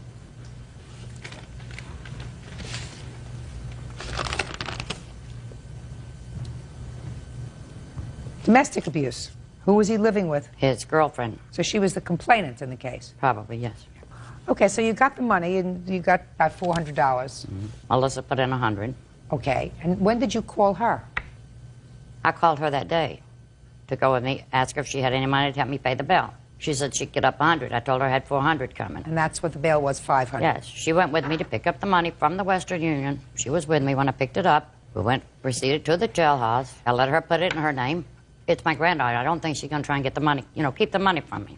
The day he got out, the day this was all dismissed, I called her up, told her she'd go down and pick up the money. According to her, she didn't have a driver's license. She needed $700 and something for a license. I said, I can't do that. get your mass ID. I can't do that, she says. So that was it. I never did see the money. That was the end of it. Okay, go ahead. All I have to say is if it was all of her money, like she claims, first it's so many different amonts. First That's it's $400. First it's $470. Now it's $400. No, she and never early said it. on it was $350. Oh, you tell me your version of the story. I'm just telling you that if it was all her money, that day I got called out of work to come and get $500 up. Tell me what happened. I got called out of work to get $500 up. By to whom? get my father, by her, for my father, to get bailed out of jail. So I got called out of work, had to come home, find money, spend the whole day waiting for a bail bondsman, and then of course it's my money, I'm going to put my name down so I can get my money Where did you back. get the money from? I had some cash saved over from my daughter's savings bonds. Run that by me again. They give me money to get savings bonds for my daughter. Who does? His family, my fiance's family. So I had that in a drawer. How much did you have? 500. I don't believe you. Okay. Why would I have Western Union? I don't believe you. That's fine. I know it's fine. But don't you feel ridiculous coming up and telling a bald-faced lie? No, I'm not. Oh, yes, you are. I mean, it's a bald-faced lie, and it sounds so stupid. Well, if it was her money, why didn't she put it in her name? What was the whole point of that That's not anyway? the issue. The issue is that family usually trusts each other. Family usually trusts each other. Do I think that you have $500 in cash sitting around because your fiancé's family over the course of 6 months or a year has given you money for your 8-month-old child that you just keep in a drawer? Yeah. And you have a job? Yep. What kind of a job do you have? Nursing assistant. You get paid check or cash? Cash. Cash? Yep. Interesting. When was the last time you filed tax returns? Last year. Good. How much did you report on your tax returns? $12,000. So you have a checking account? No. Really? Really? You keep all the money that you make in cash in your house? Most of it. That's dumb. It works. Might not work for you, but it works for me.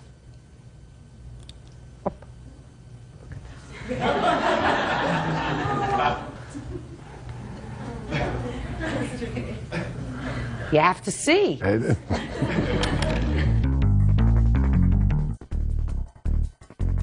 Now, what I don't understand is why a 20-year-old girl who seems not to have really started her life out in an orderly fashion to begin with, by having an 8-month-old child, being unwed, having a job, no checking account, no savings account, I assume, why you would want to cut off a grandparent who had been perfectly reasonable to you during your growing up years.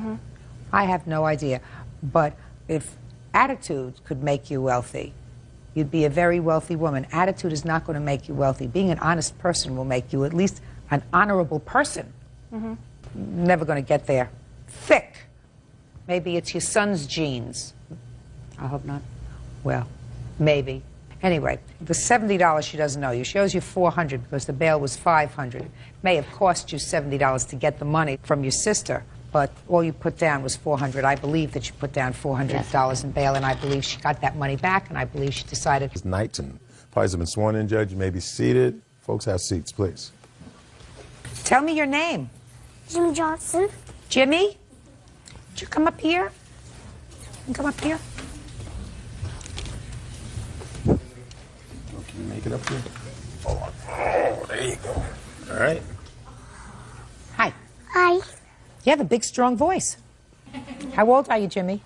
6 years old. I have a couple of questions for you. You think you can think real hard so you can answer these questions? I understand that you got shot in the head with a BB. Can you tell me what happened? I was in my yard. You were in your yard? And Chase had a BB gun shooting at a piece of foam. Who had a BB gun? Chase? Chase. Is that little boy over there, Chase? Is he your friend? Yes, he was, but when he shot me with the BB gun, when I had to go to the doctor, and when I got back home, Mom said I could never play with him again. And I stayed in the house. It was an accident, though, wasn't it? Yeah, it was. He didn't mean to hurt you, did he? He did? Yeah, he said, I'm going to shoot you. Now I'm going to really shoot you. We have to talk to him about that, okay? Did you shake hands? Maybe we will later. I'm going to have to talk with him right now, okay? Okay, why don't you go step down? Watch your step, partner. Cute. All right. See. Chase, come on up here.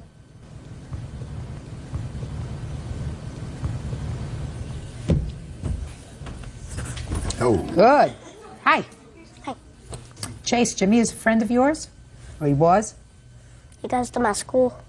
And you're a nice boy? And he's a nice boy? Where'd you get this BB gun from?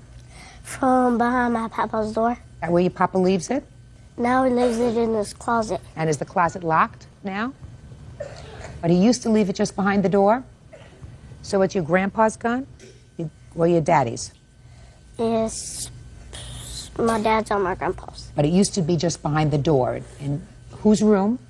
My papa's. What were you doing with the BB gun when Jimmy got shot? Shooting beer bottles with my next door neighbor. And how old is your next door neighbor? 14. Who was with you at home that day, Chase? My grandma. Just your grandma? And my sister and brother. And where was your daddy? At work. And your papa? He was at work. Did you ask permission to take the BB gun out? Are you supposed to ask permission? So you didn't do the right thing, right? You didn't mean to hurt Jimmy, did you? I didn't think so. What happened when your daddy found out that you had shot Jimmy with the BB gun?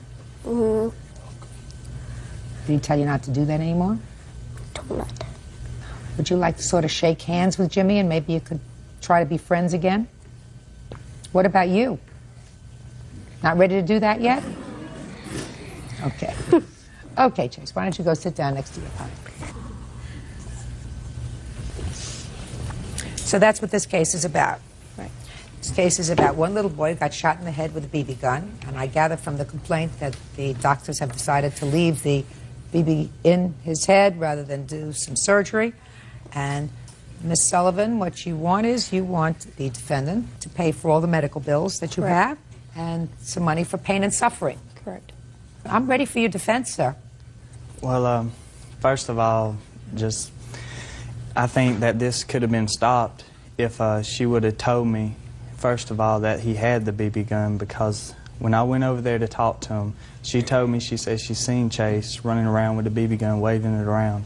So I was just wondering, you know, when she told me that, why didn't she come to me and tell me that in the first place? You were working. I was not at work. That's what he said. I know, but he's mistaken. So you were home? I was at home. I was in the living room. Oh, that's even worse. So you were at home.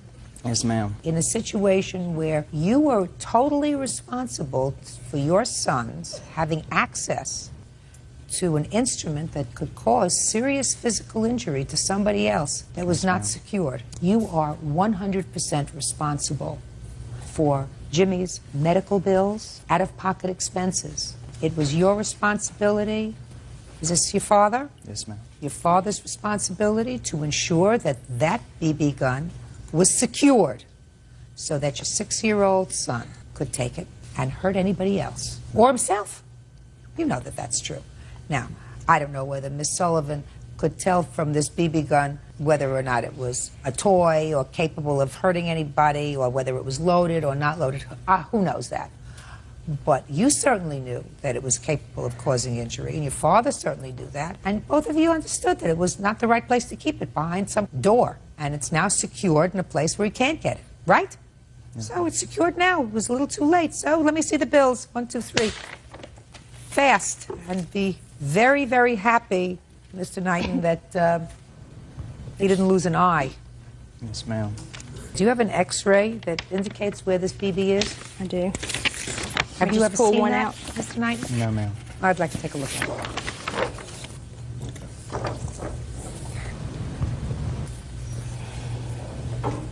It's still in his head.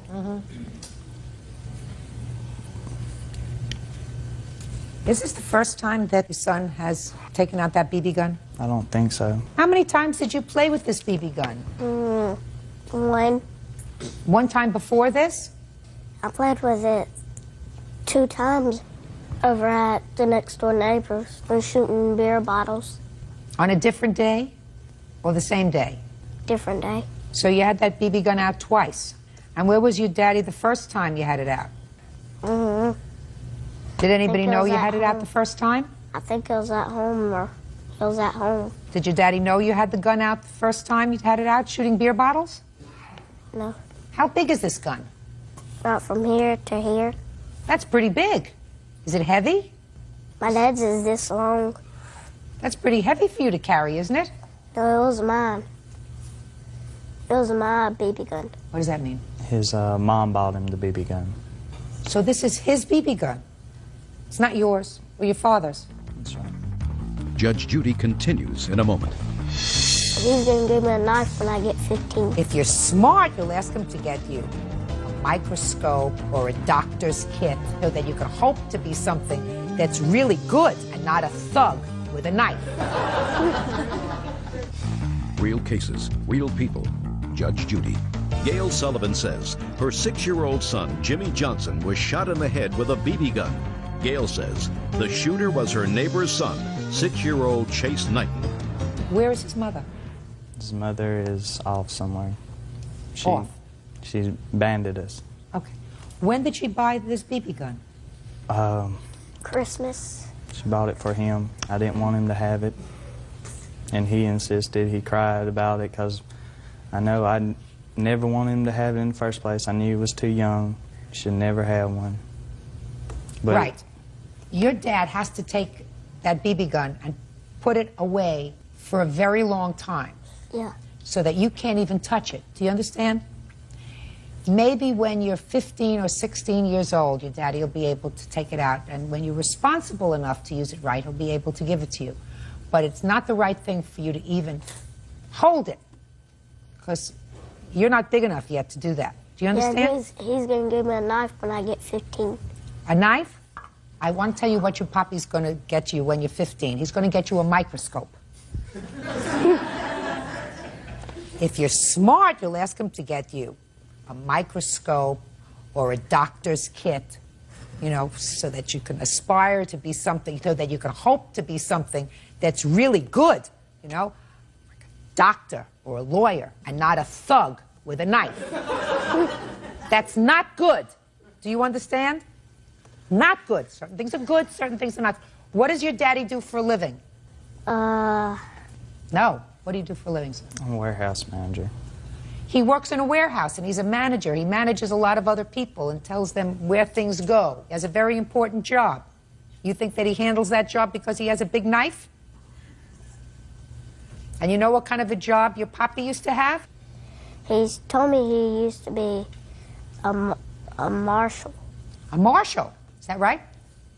I'm a deputy marshal with Alabama Supreme Court. See, so he has a job that's related to the law, right? He's a deputy marshal in the court system. It's a very important job. And he doesn't need a knife for that job. Got to teach him the right thing. And if he wants the wrong thing, you have to sort of reorient him. Your Honor? Yes, sir. Can I say something? The knife he's talking about is one of those little knives with the fingernail file in it and the toothpick and everything. By the time he gets to be 15, he's not going to want that knife. Well, that'd be the only one he get. Good. All right. Well, there's no question that you folks are responsible for these medical bills. There's no question in regard to that. I think that they were absolutely 100% negligent allowing this weapon to be in a position where he could get his hands on it. I have a feeling that these two gentlemen have a very full plate. I also think, Jimmy, that he's probably a very nice little boy. He did a bad thing, and you should really probably give him another chance. I think that that would be a nice thing to do. I really do. Because you're supposed to forgive somebody if they're really sorry. You are sorry for what happened, aren't you? He really is sorry. He would really like to be your friend. Think you're willing to give him another chance? I sort of like that idea. Come on. Okay. Give him one shake. Go ahead. That's good. See, that didn't hurt. Good. All right, judgment for the plaintiff in the amount of $1,654, which are the actual damages, another $1,000 punitive damages, $2,654. Thank you, that's all. Parties are excused. You may step out. Chase knew that he wasn't supposed to take that gun out of the house. I don't know why he took it out. Jimmy said he told him he was going to shoot him with a gun, and I feel like that this child shouldn't have had the gun. Keep the gun away from small children and keep it locked up. That could have been a pistol. My son could be dead. And now the next case. All parties in the matter of Davis versus Palazzo, step forward, please. 21-year-old homemaker Aubrey Davis is suing her sister, custodian Claudia Colazzo, for the cost of her son's medical bills. Aubrey says she paid for his treatment after he suffered an epileptic seizure. Miss Davis, how are you related to the defendant? She's my sister. And this is your nephew? Yes, correct. Your son? Yes. According to your complaint, he was staying with you for a brief period of time. While he was with you, he had a seizure. Correct. You suffer from epilepsy? Yes. And he was taken to the emergency room. There was a medical bill of over $1,500, and you want your sister to be responsible for that. Correct. When did he come to live with you? July 5th. Prior to that, where was he living? I believe he was at Stephanie's house, which is who he's living with now. Who's Stephanie? It is his dad's ex-wife. That's as much as I know about her. Step up here, please. Tell me your name. Richard Ornelas. Before you came to live with your aunt in July, who were you living with? My brother's mom, Stephanie. How long had you been living with her? About a year. And how old were you when you went to live with Stephanie? 15. Why weren't you living with your mother? My mom just told me, leave. My mom told me to leave. But she told you to leave when you were 15? Yeah. When did he get sick? July 6th. Is that right? Yes. You were with your aunt for only one day before you had a seizure? Yes. Had you had seizures before? Yes.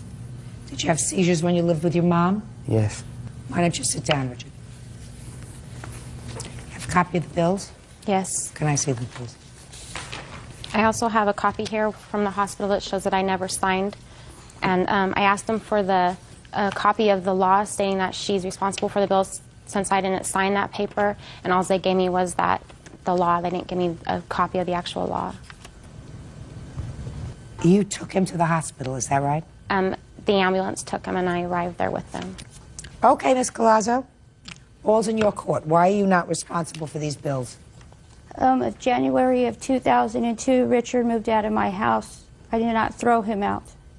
I was having problems with him at school. He was arrested. He was in juvie. He didn't want to obey by my laws. I have documentation that Stephanie had guardianship of Richard since January 30th of 2002. Stephanie was married to his father. I don't know if they were legally married, but they had children. Okay. That's where he went to live. Yes. Go ahead. And where is his father? Pardon? Where's his father? Where is his father? He lives in Las Vegas. Okay, go ahead. I have documentation of everything, of the guardianship papers. Guardianship doesn't mean that Stephanie is financially responsible for him. No, but he was living with her at the time. Yes. I didn't know that he was living with Aubrey. Yes. I received a phone call from Aubrey's husband stating that Richard was in the hospital. And I told him, well, don't have her sign anything. Get a hold of Stephanie. She has guardianship since I live 63 miles out of town. Well, somebody has to admit him. I was assumed that he was admitted. He was brought by ambulance. I don't know what was going on. All I had is a phone call. Did you rush to the hospital? No, I didn't. Why not? I had no way to get there right then and there. You don't have a car? Yes, I have a car, but I did not have a way to get there. Where was your car? It was there. It was at home. So what do you mean you had no way to get there? Financially, I was not working at that time. You were an hour away. Yes. It was late at night. So? You're in for a rude awakening, madam. Because someone has guardianship of your child, right, that doesn't make them financially responsible for your child. Okay. Parents are responsible for the necessaries of a child. Necessaries mean food, clothing, shelter, medical care, sometimes lawyers' fees, and a variety of other things. Mm-hmm. That doesn't change unless you go to court and have your child emancipated. If your 15-year-old child is emancipated by some judge who's a little nutty, then maybe you won't have financial responsibility for the necessaries. But right now, you do. Not her. Then why did she go in there and do what she did? What did she do? She jumped in my business. That's how I feel. Your son came to our house on July 5th. He was there less than 24 hours and he had a seizure. What would you have suggested that she do, Ms. Collazo? She did the right thing. So then what are you complaining about? Is why I'm being taken to court. Why not Who's the supposed- father? You could sue the father and say, listen, I had to pay this bill, but you're partially responsible for it too. I'll pay half and you pay half. She doesn't have to go searching for the father who lives in Las Vegas. Correct. You do that. Okay. If you chose to allow him to leave your home and you chose to allow him to be under the guardianship of a biological stranger, that's within your family. But when it comes to his necessaries, you're not off the hook. If you want to sue his father, go to it. Judgment for the plaintiff in the amount of $1,590. Parties have been sworn in, Judge. You may be seated. Ladies, have seats, please. How are you related to each other? Friends. How are you involved in this case? That's my best friend. She borrowed him the money. She borrowed me the money to borrow him. She loaned you the money. Sorry, she loaned me the That money. he allegedly borrowed from you. Yes. Why don't you have a seat? This is your father. Yes, ma'am. It's your claim that the father borrowed $200 from you and also has some property of yours that's not worth very much, but $80, a VCR and a quilt set. He says he never borrowed any money from you and you took all your property, put it outside, and you came by and you took it. What did you lend your father money for? My best friend had borrowed or loaned me $200 to loan him $200 so he could move into the apartment that he is staying in with now with his girlfriend. He did not have the full deposit to move in. When did he ask you for this money? June 8th. Did he call you on the phone? Yeah, he called me on my cell phone. Where were you living? With my mother. So your father called you and asked you to borrow money so that he could put down a deposit on an apartment? Yes, ma'am. Why would he call his daughter? He's called me many times to borrow money. He's borrowed money from me several times. How old are you? 19. What kind of work do you do? I clean houses for a living. I work for Mary Maids. What kind of work do you do, Mr. Palmer? I'm a truck driver. Been a truck driver for 10 years. You work steadily 5 days a week? Yes, ma'am. Who do you work for? Right now I'm working for D&D. What is it? Don't ask her. She doesn't drive the truck. Oh, I can't remember what it's D&D's services, I guess is what It's they call it. D&D Realty. He maintenances for his landlord. He is not driving a truck. On what date did you lend him this money? June 9th. Who were you working for on June 9th? A1 Container.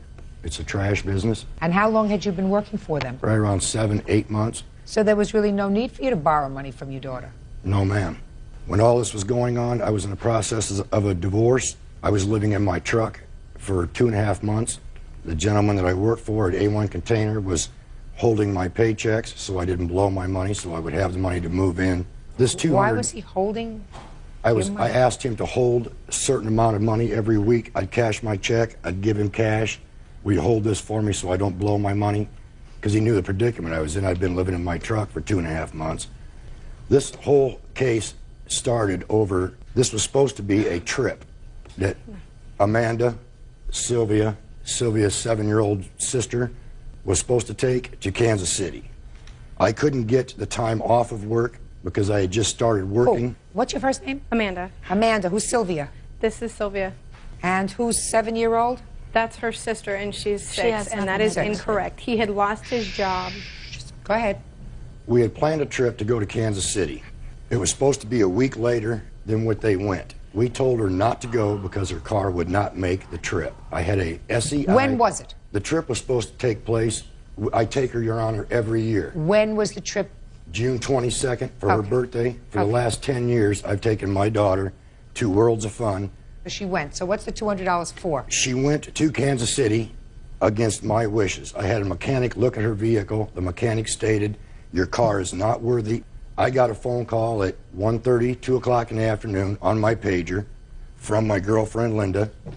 Your daughter is in Kansas City. Her car broke down. She was 80 miles outside of Columbia, Missouri. She got on the interstate, left Worlds of Fun on 480. Don't give me the road, sir. It doesn't make any difference. She went the wrong direction. So what was the $200 for? She's stating that I borrowed $280 from her. I borrowed no money. I was supposed to pay for their trip to Kansas City. They went without me, and the mechanic told her not to go. The car broke down. They called me. I took time off of work. I borrowed money. I borrowed a car, drove to Kansas City, picked up my daughter, Sylvia, and a 7-year-old girl out in the middle of nowhere. The highway patrol had to find her for me. How long did it take you to get there? They called me at 2:30 in the afternoon. I showed up in Kansas City at 9:30 at night. And when was this? The day that they took the trip. Your Honor, it was the 12th that 12th we of were what? stuck out there, of June. So you're telling me that your father borrowed money from $200 from you on June 9th, Mhm. and 3 days later he came out to Kansas City to get you. Yes. He did come out. He came out to help me with my starter because my starter went out in my car. I had took it to my personal mechanic, and No, I'm talking about you drove 11 hours to come and get you. I called him at 11 a.m. Yeah. and he was not home. So his girlfriend called him and then called me back and let me know that he was working and he'd be out as soon as he could get off of work and Your he could Honor. find a car. I did not call him at his place of business. I do not know Did your that father number. come to get you on Yes, June 12th? He came out on June 12th. Okay, and he came out. What did he do when he came out on June 12th? Just a minute. You sit down. Look at me. Look at me. You too. When he arrived, he threw the cooler that belonged to her towards her little sister, and his girlfriend hollered at him and pushed him away. He then put a spare tire on my car because my spare had exploded. The company out in Kansas City put a new starter in my car, so I needed a tire. It wasn't the starter that I needed help with. Okay, so? And the $200 had nothing to do with the trip. He was fired from A1. He did not work there no more. The only reason why I borrowed him the money is because I felt bad for him because he got arrested for sleeping in his truck. Okay. Now, what about these things that you say he has that belong to you, a VCR and a quilt? When he first moved into his apartment, they were sleeping on the floor. They had blankets, and that was it because his girlfriend's going through a divorce and just left her daughter and her husband to be with him. I had went to stay with him for a little while because I wasn't getting along with my mother. And I had a VCR, and I had my TV there. I got my TV and my dressers and my clothes back. And the only reason I got that back is because I was escorted by officers because he... Well, what caused the trouble between you and your father? His girlfriend. Excuse me, Your Honor? Explain that to me. It sounds to me as that if... being more important it than sounds his to me. daughter. It sounds to me as if for at least, he says 10 years, he would take you to this water park. No. Say 5 years. Worlds But you apart. had a reasonable relationship with him. Certainly you got into trouble and you called him to come and help you. It was occasionally reasonable. It Good. depended. Okay. And then if you had difficulty with your mother, Yeah. you said you went to your father. So it wasn't as if you were estranged, you know, that you weren't While I speaking. was staying with him, my belongings were there, but I was staying at Sylvia's house most of the time because we were fighting. All right. But sometimes you were there, and it doesn't sound Yeah. like a terrible arrangement. So what kind of problems do you have with his girlfriend? That she was on probation, and he is... Probation for what? I believe DWI. Okay. And the problems all occurred, and the reason why I started staying with Sylvia was because they were arguing because he was having pot in the house while she's on probation, and that she was drinking while being on probation. Did your father drink? From what I understand, yeah, he has been.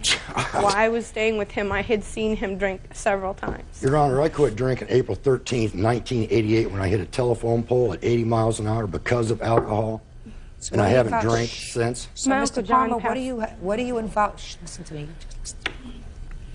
If that's true, that means that there was a point in your life where you had a drinking problem. Yes, ma'am. And it sounds to me like you had a serious drinking problem. Yes, ma'am.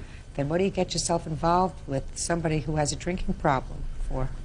Because my girlfriend has been in AA for 2.5 years, clean and sober. I have been clean and sober for almost 11 months. That's And incorrect. Just shh, shh. I I thought would it was like to- 1988. I would like... I thought it was I would like to 1988. explain, Your Honor, I would like to explain why this has all come about. The problems between me and my daughter are right there with Sylvia Chorney. My daughter lied to you when you asked her, what is your relationship? They're not friends. They are girlfriends. Judge Judy continues in a moment. You had a substance abuse problem. I had no substance abuse. Of course you did. You were in Prove AA. it. Test me right now and You prove told to me you that were in I had- AA. Real cases, real people. Judge Judy. Amanda Palmer says she loaned her father, Mark Palmer, $200. Mark says Amanda is a bitter girl and she's seeking revenge. Now, that is my friend. There was a point when this all came out. Before I found out that my daughter and Sylvia Chorney were seeing each other, Sylvia Chorney went to the Omaha Police Department and filed charges against me for rape, for fear of how I was going to react to this. My mother that's when he was still with my mother, and my mother was around, and I went to my mother when I found out that he had raped her. And I had took my mother to Village Inn. I sat down, I had talked to her. My mother knew before he knew that I was gay. That has nothing to do with And, Your Honor, they said that the verbal and the was... physical and the emotional abuse started when I was very young. Okay. More information that I needed for this, shh, please. More information that I needed. I see you're upset, okay? And it's more than $200. It's, you know, the issue involves more than $200, I gather. Well, I have papers and everything stating for the money that came out and all of that because it was from her. I want to tell you something. I believe that you gave him $200. Okay? I believe that you gave him $200. What I'm telling you is I don't think that this case is about $200 because I don't think that you would be here for $200. It wasn't for me. It was for the respect out of my friend, or whatever he wants to consider her, out of my best friend, because she borrowed it, and I don't want it to come in between us because of that. Okay. So you're really talking about Sylvia saying to you, you got to get the money back from him. Yeah. So let's talk about that for a minute. Good, bad, I don't know. I don't have enough time to figure it out today, nor is it really any of my business. Whether he's a good father, a bad father, whether he has been verbally abusive, emotionally abusive, whether he's been supportive or non-supportive, I don't know. Bottom line is, that's your father. Bottom line is, Your Honor, I support him no matter what. Quiet down, because I have a feeling, sir, growing up with you was not a picnic. If you had an alcohol problem for a period, listen to me carefully, deny all you like, but if growing up with you at times involved living with your substance abuse problem, that's a problem. Substance abuse problem? I had no substance abuse problem, Your Honor. I left my wife because my wife had left me on several occasions laying in a bed, burning. Mr. Palmer, you are not paying attention to me, sir. What I'm saying to you is you had a substance abuse problem. I had no substance abuse. Of course you did. You were in AA. Test me right now and prove to me you were in AA. I was drinking on April 13th, 1988. I went after work. I went and had a few beers with a buddy. Alcohol, you told me. You've been involved in AA. You've been clean and sober for 11 months. That's what you told me. Alcohol is a substance. If you abuse a substance, that's a substance abuse. That's not necessarily drugs. Alcohol is a substance. I went to AA, Your Honor, for marijuana use, not alcohol use. Mr. Palmer, whatever it is, sir, if you're in a state of denial, I'm not going to reach you. You have a child who's 19 years old. If during the course of her minority, you as a parent that sometimes were under the influence of either marijuana, which is a drug, or alcohol, which is also a substance, and that caused you not to be able to properly parent a child, and I'm telling you that it absolutely all the time does not enable you to properly parent a child when your brain is cloudy, then she grew up with certain amount of baggage that she didn't buy into when she was born. You have to understand that. That's a true thing. I understand. You may not like it, but it's a true thing. So she's got baggage. She is your child. I am not the one being investigated for doctor shopping, for pills, because of her mother. You're not getting it. No, he can't. If I'm not getting it, then award her the case because I am so used. Then I want you to tell him, if he doesn't understand, I want you to just stand by him, and every time he opens his mouth now, because now I'm tried to get through to him, it was like getting through to this table. You don't get it. Just award to her. You don't get it. I do get it. You don't get it. She's your child. I got shafted for 23 years. What's another day in court? Just a second. She wasn't around for 23 years, sir. She's only been around 19. And it's been this way my whole life. Shh. She's only been around for 19. Your Honor, I have traveled her all over the No, I'm not United States. listening to you. You are not getting it. You are not getting it. She's the child. You're the parent. And I was a damn good parent. No. Oh, I'm sure you were a wonderful parent. Judgment for the plaintiff in the amount of $280. You don't get it. But he's the father. He's always going to be your father. If Sylvia was a good friend to you, she would not have put you in a situation that you're in today by saying to you, you should get the money back from him. Because this is too painful. This is too painful. You should not be involved with it. You have to understand, your best friend is supposed to make things easy for you, not more difficult. Good. That has been Okay, her judgment for the biggest plaintiff as pursuant to the requested judgment, which is $280, because I believe what you tell me. That's all. Parties are Thank excused. you. You may step out. Sir, step out the back. It's been nothing but verbal threats, him harassing her at her job. She lied to the judge. I don't care if I was 16 and had $5 and he asked for it, I'd give it to him. And now the next case. All parties in the matter of Edmond versus Athanasatos. Step forward, please. Postal worker Tracy Edmond is suing tattoo artist Alex Athanasatos for the cost of a tattoo removal. Tracy says Alex botched a tattoo of her late mother. Bird, don't get too comfortable. This is going to be a quick one. Yes. Miss Edmond, according to your complaint, the defendant is a tattoo artist. Yes. And you went to the defendant because you recently lost your mother? Yes. And you wanted a picture of your mother memorialized on your body? Yes. Ah. A picture on your dresser wouldn't have done? It would have. You're unhappy with the picture that he did, and you want him to pay thousands of dollars to have the picture removed. Is that right? Yes. First of all, do you want to show me the tattoo? Where is it, on your arm? Yes. Could you step up here?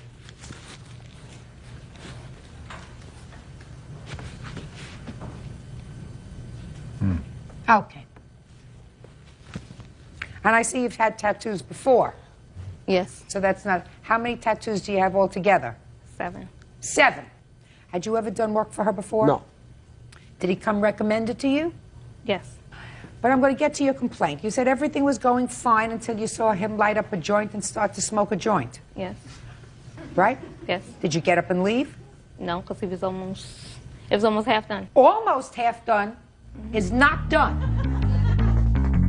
Now, according to what I read in your complaint, you said everything was going fine, right? Yes. And he was doing a good job, right? Yes. Until he started to smoke a joint. Mm-hmm. Well, at that point, you get up and leave, and you said, listen, when you're finished, I'll come back tomorrow. Why didn't you do that? Mm-hmm. If you don't know, how should I know? If somebody is doing brain surgery, and they seem to be doing okay, How do you... and right in the middle of the brain surgery, they say, do me a favor, would you give me a double vodka? I'll take one. Quiet. Sorry. That's the time you say, listen, we'll finish this surgery another time. Or get somebody else to close me up. Or something. You don't sit there and hope for the best and then say, well, he was smoking a joint and clearly he wasn't doing the right thing, so I sat there like a jerk and let him finish, because then he wasn't doing a good job anymore, and then complain that it doesn't look like your mother. Anything else you want to tell me? No, listening to you. Perfect. Anything else you want to tell me? I have nothing to say. Good! See what I mean? Case dismissed. Parties Thank you. Parties have been sworn in, Judge. You may be seated. Folks, have seats, please. Mrs. Jones, the defendant was your son's girlfriend for a Right. long time. Yes. How long did you live together? 5.5 years. No, not that long. That's what she says. I'm sorry. And your son was in a tragic accident and was killed. Yes, he And was. what you want from the defendant is property that you say belonged to your son. It was your Yes, son's ma'am. property. Yes. The defendant says that they lived together for a long time. They accumulated property together. She has given you some of his personal property, but the rest she feels is hers. And she is also counterclaiming because she says you've been harassing her, and there is some property that you have that actually belongs to her, right? Mm-hmm. I assume you would not have brought your counterclaim if the plaintiff had not brought her claim. Right. Is that a fair statement? Yes, it is. Okay, so I'm going to go to you for a minute. When did you and Mrs. Jones's son move in together? Back in '97. Okay. Tell me about the accident. Were either of you present when the accident happened? Right after I was. What was the date of the accident? November 16, 2001. And it was an automobile accident, is that right? No, ATV, four-wheel terrain vehicle. Okay. What items of personal property do you want? He has a ring from Sealy Company, a gold ring that they had given him. Literally what I have right now is I had his work clothes, which were junk. His work clothes, yes. They're junk. I mean, they're holes. Right. I can do nothing with them. Go ahead. Things that I want back are the things that I was part of his life for, that he had bought. Well, talk to me. I so far hear a gold ring. This They're is a court. stereo equipment, His stereo equipment? Speakers, Just a minute, amplifiers. Just a minute, stereo? So far that has no sentimental value at all. What's next? PlayStation, all his games. These were his things that he would have given to his nephews. How old was your son when he passed away? He was 26. When did he buy the stereo? Just within the last couple of years. When he was living with the defendant? Yeah, but everything he bought, I'm willing, if she has receipts, they'll probably fall on the credit cards that I've been paying for the last 3 years. Why have you been doing that? Because he was paying for her truck a lot. She kept getting it repossessed, didn't have the money to make her truck payments, so he would make her truck payments, then he wouldn't be able to pay his bills. So he'd come to you and you'd make gifts to him? No, not gifts. He had him pay him back. Did he pay you back? Not all of it. He died before. Well, no court is going to go through all those bills and figure out what he paid and what he didn't pay. I mean, these people lived together for, let's say, minimally 5 years. They had a home together.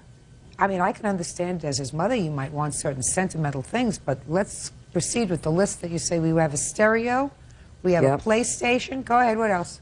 VCR, his DVD, his nice clothing that he had that wasn't all tore up. There was a lot of Dale Earnhardt collectibles that I had bought in him. Yes, race cars. Go ahead. He collected all things that I had bought in him through the years for Dale Earnhardt. That you gave him as gifts? To my son. That you gave him as gifts? Yes. Once you give him things as gifts, they're gifts. What else? He had car amplifiers, which were at one time in my truck. He had a cash box full of credit cards, which I had to call credit card companies because she kept those. So you called the credit card companies and canceled them?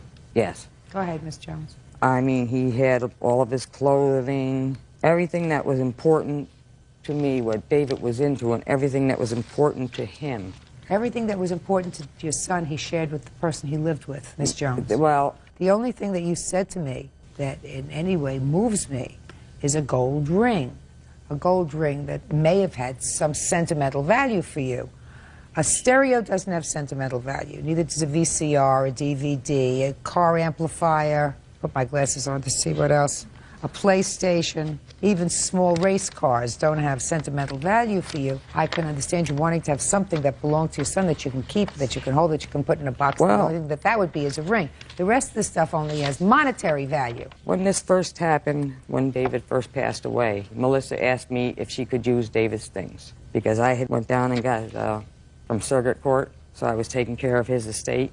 Let me see what you have from surrogate's court. And she asked me, could she use his things? Let me just a minute. Of course I said yes, I want to see what it says here. Okay.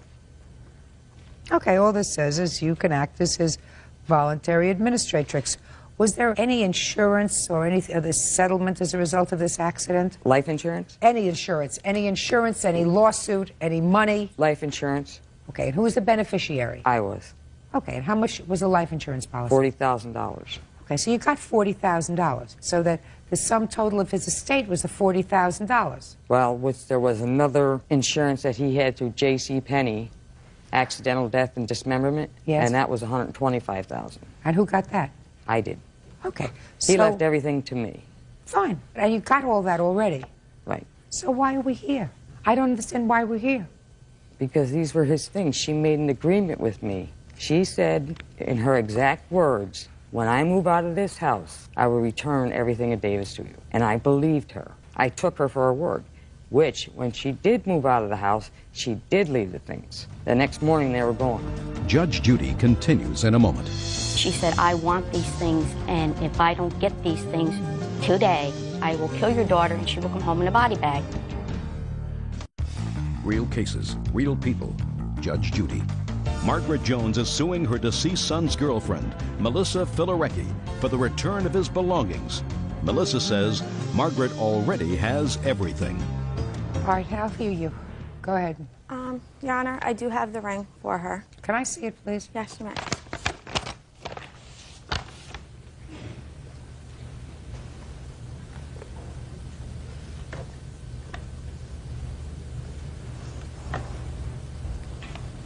You say it was a gold ring?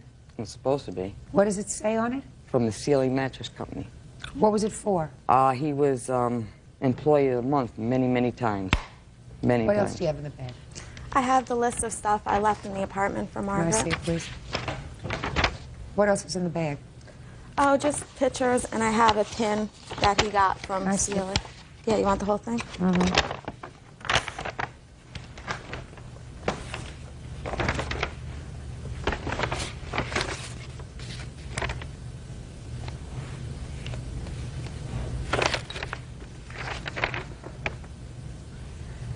Did the defendant give you the following? Necklace, charms, class ring, and keychain with baby pictures on it. Yes, those I got. Those were things I gave my son, yes. She gave them back to you? Yes, she did. A teddy bear with a graduation year on it. That I don't remember. Title to a motorcycle, a 1998 four-wheeler Rabbit. Title's in his name, yes. She gave it to you? They were in his name. Dale Earnhardt collectibles? No, there's only a few pieces. But she gave you some? She gave me some of them. A home gym? Yes. Coffee table he made in high school? No, I haven't seen that. Your Honor, Yes. it was not left on the back porch. The door was broken off. Camcorder? Yes. All the Christmas decorations? No. Model cars? The only model cars that I know of, and I don't have them, is the cars that I bought for him, but I don't have them now. Raiders collections? That's 3/4 away going too. There's only a few pieces left of that. Car parts, stereo, and speakers? No. What'd you do with those? I left everything on the back porch. No. Listen, in the 5 years that you were together, did you exchange gifts? Yes, we did. Were you both employed? Yes, we were. What kind of work were you doing? I was a certified nurse's aide, and I also went to school full-time. When you leased these apartments together, did you purchase things for the apartment together? Yes, we did. And you kept a stereo and a VCR and a DVD? Yes. Okay. Is there a cash box that you know about? That's where I got the ring, and I do have the credit cards with me. Okay, you can give those to her. She's already canceled them. Miss Jones, I'm going to tell you the following, and then I'm going to very quickly address your counterclaim. When somebody dies, an easier emotion to deal with is usually anger. Yes, ma'am. You said yes. Do you really understand what I mean? The sadness, is this your daughter? Yes, it is. You see, it's much easier to be angry at somebody than to be hurt and feel sad, because you can vent it out. You can get it out. Whereas dealing with the sorrow of somebody's death is much more painful. Whether they had a good relationship or a bad relationship, your son was together with this woman for 4.5 years, and he was a young man. So for the better part of really his adult life, they were together. They were a couple. Whether you thought they were good for each other or bad for each other, it's irrelevant. She was part of his life for a very long time. She tried to do the right thing with you. I mean, if you're talking to me about this ring, you're talking about not a gold ring. I don't even think it's a silver ring. It's a ring that says Sealy on it. She's giving it to you. There's a pin there that also was an Employee of the Month pin. She's giving that to you.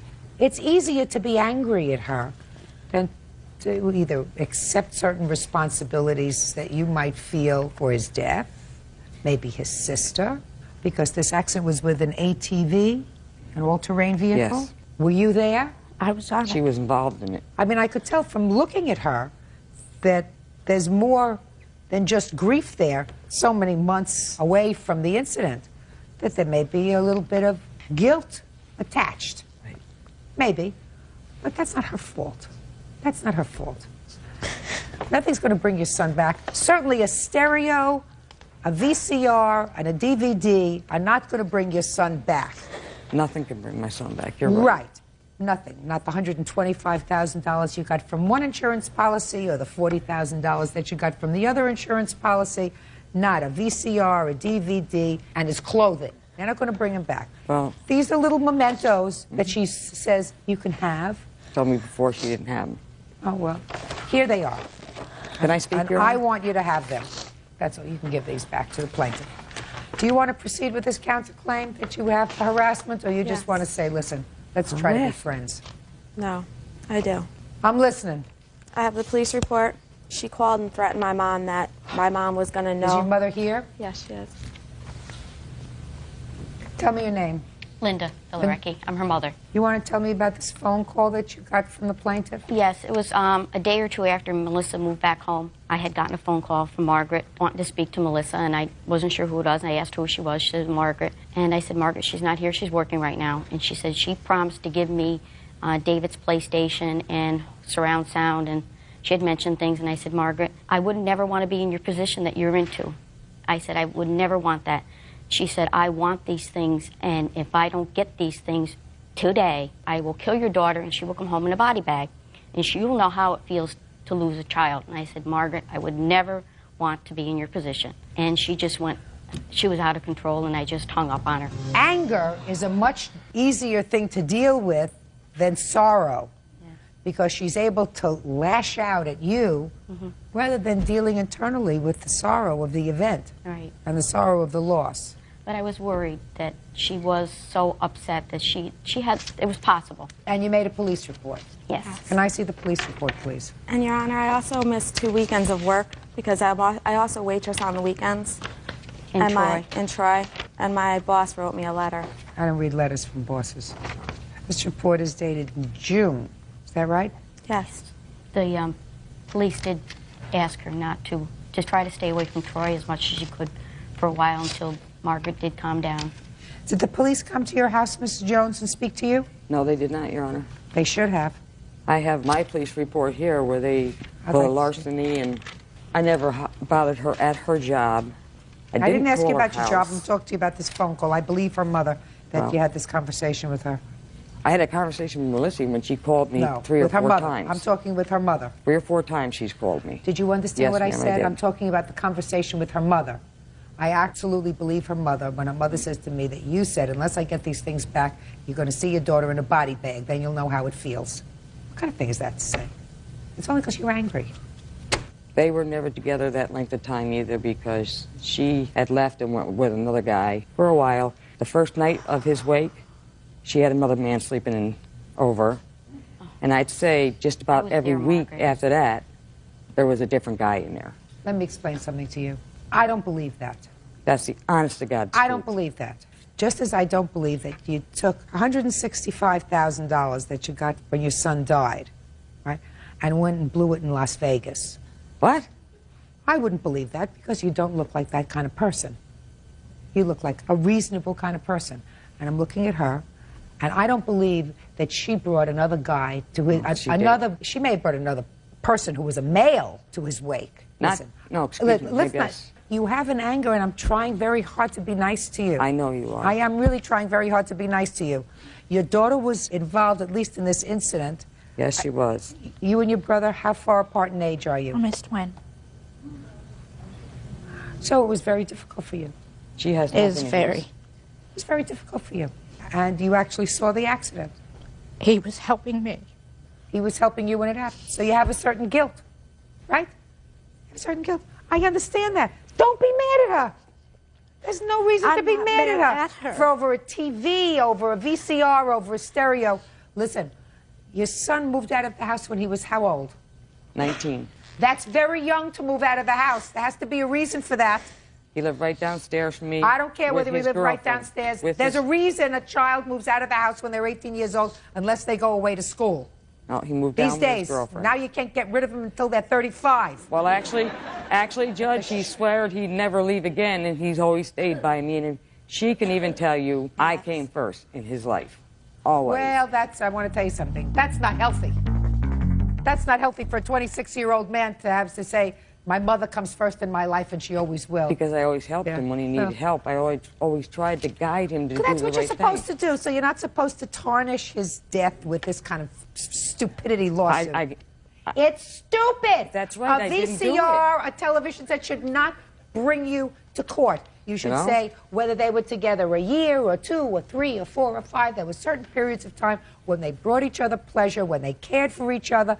She knows how much he cared for you. She knows how much he cared for you. You're supposed to just be a nice lady. So, you got the sentimental things back that I think that she was nice to give back to you, that you have, they're yours. I want you to forget about a VCR. I want you to forget about a PlayStation. And I want you to forget about your counterclaim. She's not thinking rationally. Do you understand? You understand? It's going to take some time because the truth of the matter is, whether you have found another person or not, I certainly hope you have, because you're supposed to move on. You're a young woman. She will never get over the death of her child. You don't get over the death of a child. You sometimes get over the death of a partner, a mate, a boyfriend, you know, because you move on with your life and you find someone else to fill that void. She's never going to fill that void, but you have to fill that void with something other than anger, because it's not healthy. I know. It's not healthy. It's not healthy. Make up. Be nice with each other. Your cases are dismissed. That's all. Parties are excused. You know, parties have been sworn in, Judge. You may be seated. Folks have seats, please. Mrs. D'Amico, the defendant is your former husband, and this must be one of your children. This is my son, Brandon. According to your complaint, your son Brandon was living with his father for a period of time, then came back to live with you. Exactly. It is your claim, one, that his father refuses to return some of his personal property, and two, that Brandon received some sort of a Social Security check, and that his father kept some of that money after he had returned to your home. Is that right? That's true, Your Honor. Mr. Aquino says that the things that were purchased for his son are in his home. He can come and use them whenever he wants to use them, and that he had some sort of an arrangement with his son to pay for some of that stuff, and he didn't pay for them, so Mr. Aquino kept some of his money. Correct, Your Honor. Okay. When were you divorced? In 92, August. How many children do you have? 3 children. Give me their names and ages, please. I have Nicolina, who's going to be 20, Eric, who's going to be 19 in December, and Brendan, who's 16. Okay. When you were divorced in 1992, the children were living with whom? With me. For how long? Since that time, Your Honor, I had physical custody of the children. At this time, am I correct, according to you, that 2 of the children are living with you? Yes, Your Honor. And the date of divorce was 93 of July. The date was incorrect. Okay, well, I have the papers here, and it's part of the file. Regardless. Doesn't make any difference. Okay. Are 2 of the children currently living with you? Eric and Brendan. Brendan left the home. No, listen to me. Yes. You're not following my question. You're not receiving. You're thinking about an answer. Are 2 of the children currently living in your home? 1 of the children are currently living in the home. Who? Eric. Where is your daughter? Nicolina had left, and I don't know where she went. Your Honor.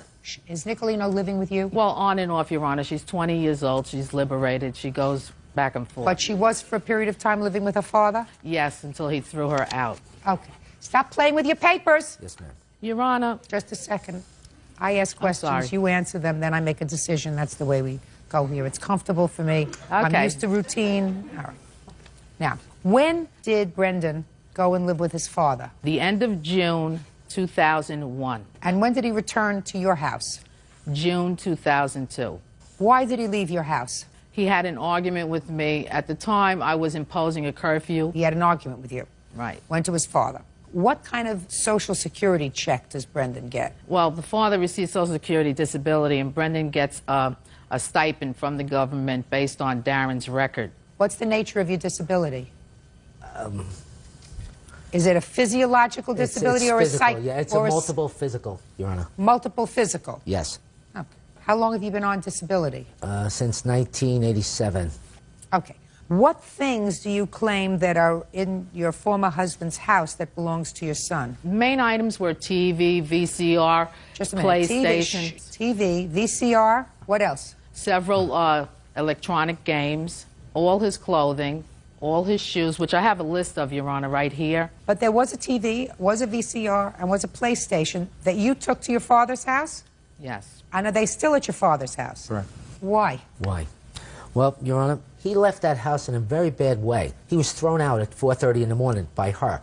We had to go pick him up. He didn't speak with her for 6 months. Mr. Aquino, listen to me carefully, sir. Are there any items that you have in your home that you personally purchased for your son after June of 2001 when he was living with you? Oh, sure. What? I have PlayStation 2, is it? Just a second. PlayStation 2. Yeah. Is that correct? That's correct. What else? Xbox. Xbox. Is that correct? That's correct. Go ahead. Clothes from Old Navy. Okay. That are still brand new in the packages. Exactly. Listen to me. Yes. 5 days from today's date, all of his property, so far with the extension of PlayStation 2 and Xbox, are to be quiet, are to be packed in a box. That all, quiet, that all goes back to your son. Now, I will give you 30 seconds to convince me that that is not going to happen. Okay, Your Honor, there is lots of complications at that household. Many of the children have had abusive treatment by the mother. I don't care. Mr. Aquino, Your Honor. pay careful attention, sir. Your son is 16 years old. That is correct. Which means he is still a minor. That is correct. Should you wish to contest custody I'm of your doing so. child, you're not receiving, you're speaking. Yes, Your Honor. Should you wish to contest custody of your child, you go to the appropriate family court They will conduct a hearing with regard to whether or not he gets to stay where he wants to stay at age 16, whether it's not in his best interest to be with his mother. In the meantime, all of his property that he came to you with goes back to him. Keep going. I don't want to hear about abuse. I don't want to hear about neglect. Your Honor, right now as we speak, an attorney is filing a document in Nassau County Family Court to restore him back to a stable lifestyle, which I set up for him. He did not go back to her in June. He went in August to visit. She's misinforming you. She's also filed other documents that are falsified, which I would like this court to consider that she made fraudulent statements to the Family Court of Queens. Mr. Aquino, I want you to pay attention to me. Yes, Your Honor. I sat in the family court, the state of New York, the city of New York for many, many years, Mr. I know. Aquino. That's why I was confident So here I'm today. telling you, and I'm going to tell it to you, for the moment at least, without your son here. Wait outside.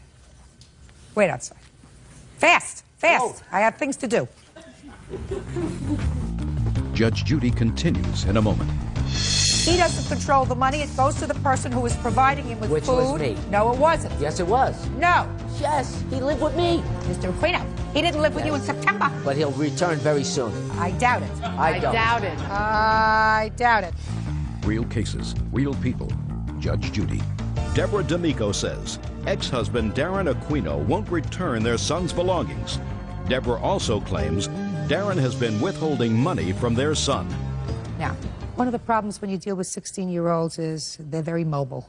They get to go where they want to go. Yes. Usually when a child is over the age of 12, a family court judge in hearing a petition for custody is going to make a determination that, yes, it may be true that you present the more stable home for this child. However, if he says to the judge, there's no way that I want to go and stay with my father.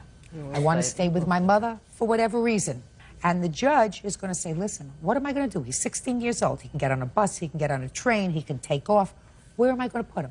So before you spend a whole bunch of money, you might be as well served if you got into some family counseling with him to try to resolve some of whatever problems exist. Because sometimes it's an exercise in futility to try to tell a 16-year-old where to live.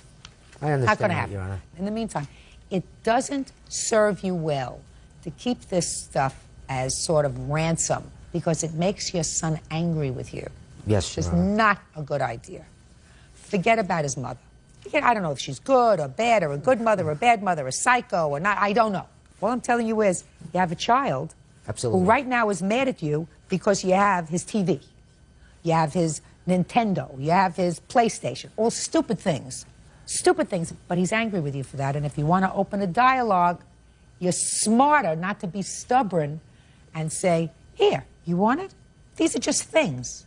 All right, now I'm going to let you speak. Your Honor, the reason I kept those things is because it was not settled that he's there. In my fight to get him back, because of the complications with the new fella in her life, now her husband, Brendan showed to myself and to my future wife these dissatisfactions and expressed to her more than me because he bonded with her as a second mother figure, which is good. It's good, okay?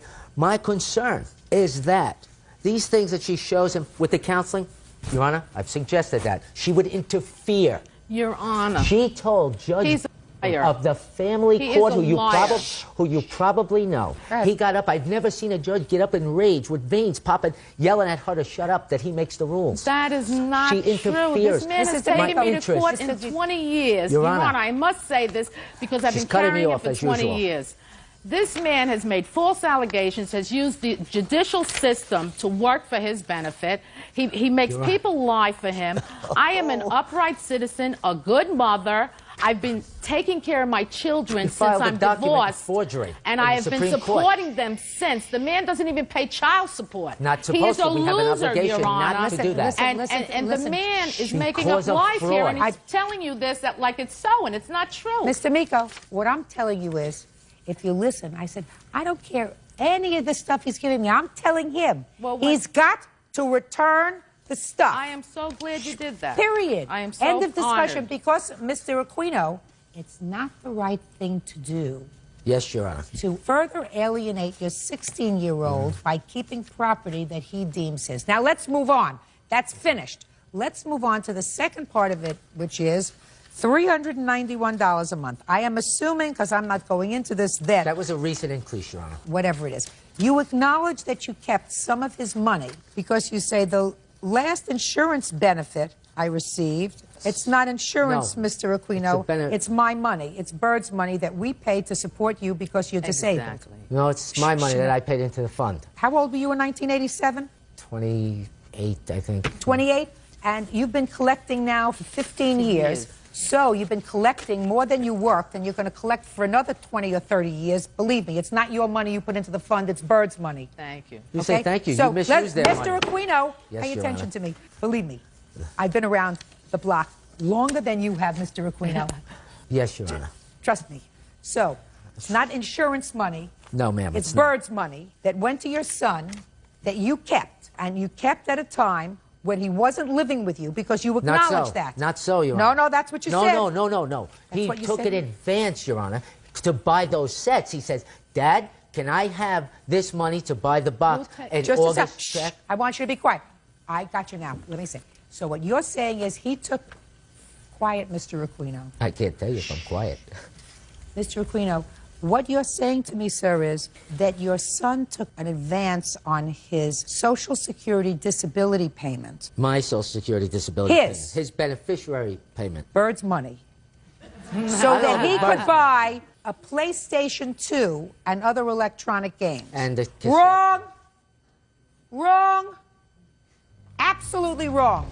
Listen to me, sir. If you, as his parent, choose to purchase electronic games for him, you don't make the choice unless it's out of your money. Now, if he's living with you, and because you say, well, you're going to get a check net, Mr. Aquino, I'm 10 steps ahead of you, sir. Because there may be something physiologically wrong with you, but there's nothing psychologically wrong with you, That is except you're a little correct. bit of a hustler. And when you say to me, quiet, and when you say to me he took an advance so that after he moved out I kept that money, I'm telling you that that's a hustle. Now, he moved out according to you in August. That's According to correct. his mother in June, according to you in August. Did you keep August's benefit? August benefit went to her. Your Honor, I got copies of the 2 checks Can I that see I it, got. please? I got statements to Social Security, too, of the misuse These of are the the funds 2 that checks she's that I had. did Okay? receive since Brendan has been back with me. Brendan has never received any use of his money while in Deborah's care. Just a second. He's not supposed to get the money, Mr. It's for the Aquino. parent to use. It's not for the parent to his use. Quiet. support. Quiet. He is not supposed to get the money, Mr. Aquino. At an age. He's not supposed to get the... I'm sorry, Your Honor. He's not supposed to get the money, Mr. Aquino, until he reaches his majority. At 16, he is still a minor, which is why you can go to the family court to try to get custody of him, because he's still a minor. He doesn't control the money. It goes to the person who is providing him with Which food. was me. No, it wasn't. Yes, it was. No. Yes. He lived with me. What do you mean? He lived with us. Mr. Aquino, he didn't live with you in September. He didn't live with you in August. Of what year? 2002. No, he did not. But he'll return very soon. I doubt it. I don't. doubt it. I doubt don't. it. I doubt it. When they see the fraud that she committed in the courts, I know I doubt it. I don't doubt it. You filed I'm a false talking. document in Supreme Court.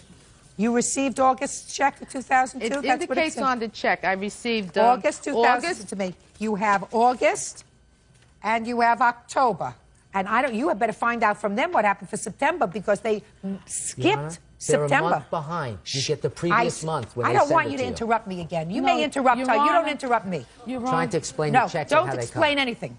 Don't I'll explain tell you anything. what They're my happened. benefit. I'm not I'll explain how interested. they come. Pay attention. Let me make that You have clear. August, and according to you have October. You go to them and find out where September They is. told me they reissued it back to Darren because Wasn't he went reissued to to the me. Jericho. Show me proof. Show me proof. Well, that I they don't have reissued it to proof. him. I only have proof that I applied 2 times to be payee within the course of the past several Fine. months. I can show you that, Your Honor. Just a second.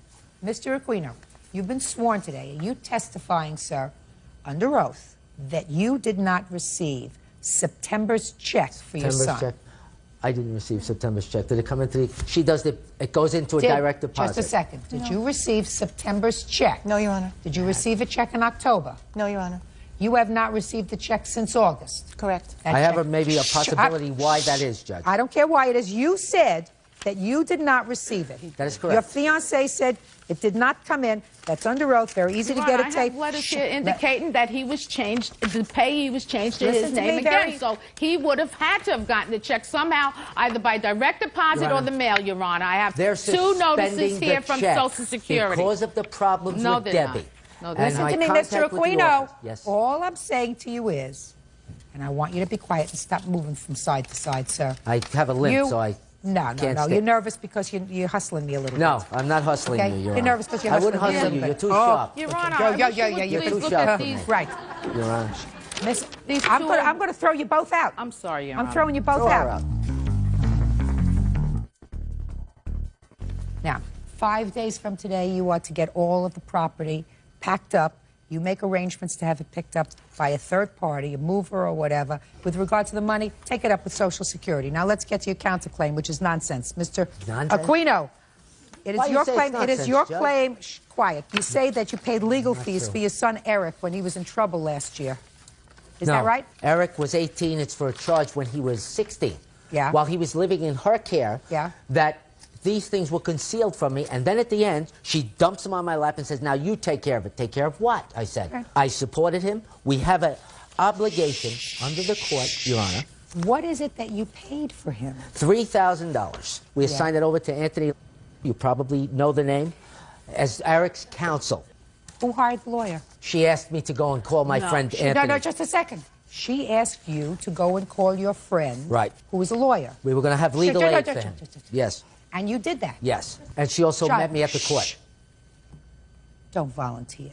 Just answer my questions. Where did you get $3,000 from? I'll let Stephanie answer that. No, Stephanie I took don't it want from her phone. Stephanie to answer it. I want you to answer it. Okay.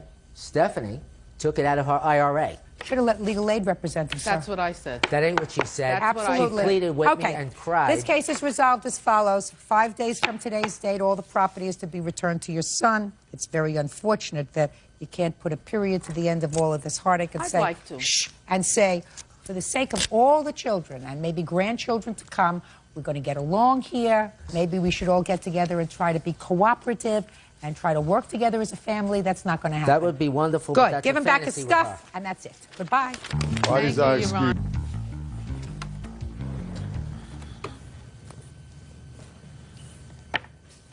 Yeah, on the case number 336 on the calendar in the matter of Sirakowski versus Doe. You're welcome, Judge. Parties have been sworn in, Your Honor. You may be seated, ma'am. Have a seat, please. Ms. Sirakowski, you were running some sort of a baby contest or baby pageant. Yes. And the defendant entered her baby. She wrote out a check. Her baby entered the contest. Her baby didn't win. She stopped payment on the check. You want your money, right? Yes, I do. The defendant says that the contest was rigged. So she stopped payment on the check. Tell me about this pageant. All right, Your Honor, this whole case is about this lady who has a major... Shh. Pay attention to my question. Then we'll get along just fine. I said, tell me about the pageant. I'll figure out what this lady has or has not. All right. It is a national pageant system. We did have a baby contest in it. Her baby did participate. Where is this pageant or contest held? It was held in Springfield, Illinois. How many babies were entered?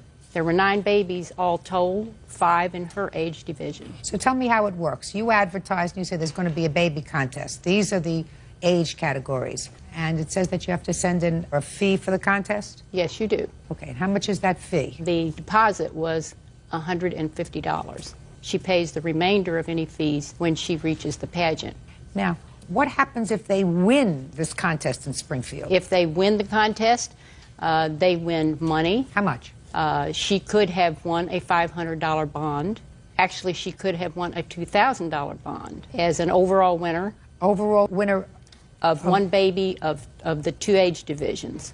Okay, so she sent in her $150. Yes. Correct? Correct. And then you travel to Springfield. Correct. And how much then does she have to pay once she gets to Springfield?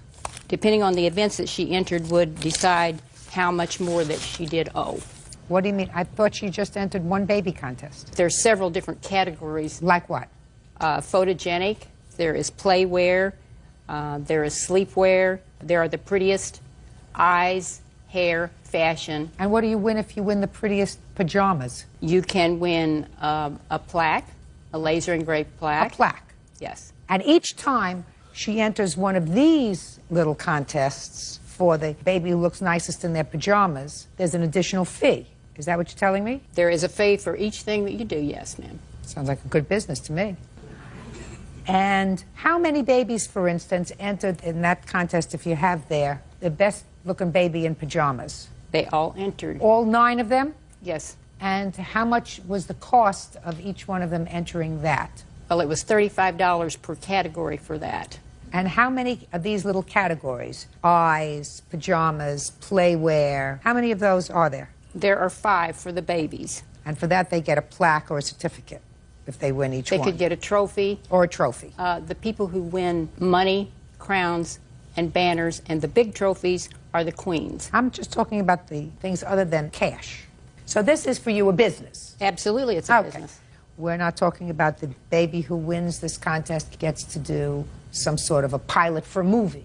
This is just pure ego on the part of parents. Is that right? I would say so, yes. Absolutely. It's just pure ego. Okay, Miss Doe, now I'll hear you. Okay, we did do the pageant. My daughter was offered the prizes of the state queens, the savings bond that originated from her state pageant that I attended in Michigan. That's the only reason we attended her nationals, to receive the savings bond. We went to nationals, we did the pageant, everything was fine, except for she didn't have the savings bond. She said she would overnight it to me. So I started on my way home when I started looking over Lily's scores, which were amazing. So I called the hotel. Just 1 second. So you telling me she owes you a savings bond? Correct. Do you owe her a savings bond from a previous pageant? No, ma'am, I don't owe her a savings bond. She did receive the savings bond. And, in fact, I didn't owe her the bond. The Michigan director did. She overnighted the bond to me. I told Miss Doe the day of the crowning it hadn't arrived yet, but it was coming, and I would send it to her. Did you send the bond? Yes, ma'am, I sent the bond. Well, I assume then you have the number of the bond, that you can trace it. Now, how much was the bond for? $100, Your Honor. It's a $100 bond. We're not talking about a lot of money. But if you didn't send the bond to her, and you were supposed to, that you have to do. Do you understand? Yes, I understand. Good. Perfect. I don't want to see anything. This is the letter she received with the bond, and it tells about the bond. So if she didn't get the bond, why didn't she speak up? I got this letter, but I didn't get the bond with it? That's what she says. She's lying. That's what she Please read says. that. That's what she says. If she did not get the bond, she has to get the bond. All right, but let's go on with why you didn't pay the rest of these fees. I proceeded on my way home. I didn't check the scores. I just figured, okay, my daughter placed 4th. She's done that before. She's had her wins. She's had her losses. How many contests have you entered with her? Beauty pageants, I've done maybe about a dozen of them. Why? They have prizes up to $10,000 savings bonds. It's always worth a shot. But anyways, I started checking the scores on the way home. My daughter has amazing scores, 9.8, 9.9. For instance, sleepwear, she got 2 9.8s and a 9.9. Possible 30 points, she got, what would that be, 29.5. I've consulted with 2 other directors who said it's not physically possible 4 babies scored higher than a 29.5 out of 30 possible. Judges don't give straight 10s and straight 9.9s. I called her on the way home twice. Once she was in the pageant still, once I left a voicemail. She didn't return them. I contacted the state director who said to try contacting the parents. Maybe the parents will tell me the daughter's scores. That's not true. Well, don't speak. I heard from 2 parents. One, listen to me. Okay. Don't give me hearsay. All right. Go ahead. Okay, I tried emailing her twice when I didn't receive the bond. Didn't get any results. So I filed a complaint with PayPal, the one I paid her through. They tried contacting her. She ignored them also and refunded my money because they couldn't reach her. They gave her 10 days to respond to the notice. Okay, and just 1 second. Just 1 second. PayPal. What's PayPal? It's an online computer where you can pay them through your debit, credit. They didn't have anything to do with the bond. You told PayPal that you didn't receive merchandise. That would be the savings bond. You wasn't supposed to receive any second. merchandise from me. Shh. Don't speak to her. Judge Judy continues in a moment. If you have nothing better to do with your time than to take her around to show off her beauty, then what you're telling them from a very early age is that they are judged by the way they look, which is a very stupid thing to do. And later today, James had made threats to us and to our home. I don't want to When hear everything from turned violent, we had to have him escorted off the property twice. real cases, real people. Judge Judy. Child Beauty Pageant Director Gladys Sierakowski says Victoria Doe owes for the entrance fee for her daughter. Victoria says she stopped payment because the pageant was rigged. Still, the reason that you stopped payment was not because of this bond that you say you didn't receive, because she wouldn't return that you my calls say you about the didn't scoring. receive. The problem was you thought your daughter should have won the contest. As a matter of fact, Not when you one talk, place somewhere higher. Yes, I do. 2 other judges or directors agreed. They weren't there. There were 5 babies in the listen division. to me. Don't speak to her. How many times do I have to explain to you not to speak to her? You say in your answer that you believe the pageant was rigged. That's why you didn't pay her. It had nothing to do with the bond. That's not true. Well, I that's had what you 2 say in your reasons. answer, madam. And that's the only reason that this PayPal would not pay. If you had said to them, I entered my daughter in a contest and I think the contest was rigged and I want to stop paying, they would say, that's not a reason to stop. Listen, Ms. Doe, you want to schlep your daughter from one state to another to be in beauty pageants. That's totally up to you. I cannot discourage you from doing that. Sometimes she's going to win, sometimes she's not going to win. Sometimes somebody's going to be a favorite, and sometimes the whole thing is going to be a sham. If you have nothing better to do with your time than to take her around to show off her beauty, that's a very sad. How old is she? 2. I would say at 2, you should be sitting home reading books to her, not schlepping her around from one beauty pageant to another. If you don't understand by now that this lady is in business to make money. I understand that, Your Honor, but it's also her job to consult with parents. Listen to no, it You isn't. can't take the money. No, it isn't. You got to pay the money. You don't like this contest? Don't enter it again. You think without witnesses I'm going to find that this contest was rigged? It's not going to happen. I want to tell you something. Very, very good expression. Beauty fades, dumb is forever. What you're supposed to do if you have a daughter is to try to teach her that her mind is more important than her face. And I know that this isn't very good for the plaintiff's business, but if everybody out there would try to understand that what's in here is much more important long-term than what's here, and that usually children do not thrive from being schlepped from one place to another and primped and made up, dressed up, because then what you're telling them from a very early age is that they are judged by the way they look, which is a very stupid thing to do. Stupidity here does not get rewarded. She's entitled to her money, $321. Goodbye. Parties are excused. You may step out. I'm very happy to be getting the money back that's owed to me. If they weren't going to award my daughter properly, then I deserve the refund. But I'm not happy with the picture painted of pageants and my business. Everybody has their own opinions. She's got a big case of sour grapes. And now the next case. All parties in the matter of AG versus Horry, step forward, please. Rebecca Agee and her fiancé James Crane are suing their former friends Scott Horry and his wife Sarah for moving expenses and the value of personal property. The Horrys are countersuing for lost wages and emotional distress. Mr. and Mrs. Agee, you and the defendants had been good friends. According to you, you were living in Oregon. Is that right? Yes, Your Honor. And both couples decided that they would be better off in their lives if they relocated to Iowa. Now, who came from Iowa? We did, Your Honor. So you agreed to sort of split the costs of moving and travel together. And once you got to Iowa, Mr. and Mrs. Horry were going to help you find a job. I don't know whether you were going to live together, but hopefully you would both live happily ever after in Iowa.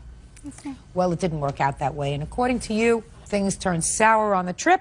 You claimed that the Horrys owe you for expenses, property that they kept, mental anguish, and you also want them to pay for your trip back from Iowa to Oregon because it didn't work out. They say that they thought everything went along just fine. They have a counterclaim because they say that you aggravated them. Breathe. Breathe. All right. Let me hear it succinctly. We thought that they were really good friends of ours when we met them. We moved into 10 Mile, Oregon, and they were our neighbors, and we invited them over many times for everything. Let's cut to the chase. You decided to move to Iowa with them. We moved to Iowa with them. When we got to their home in Iowa, they were rude to us. They put us in a small room with 2 cat boxes.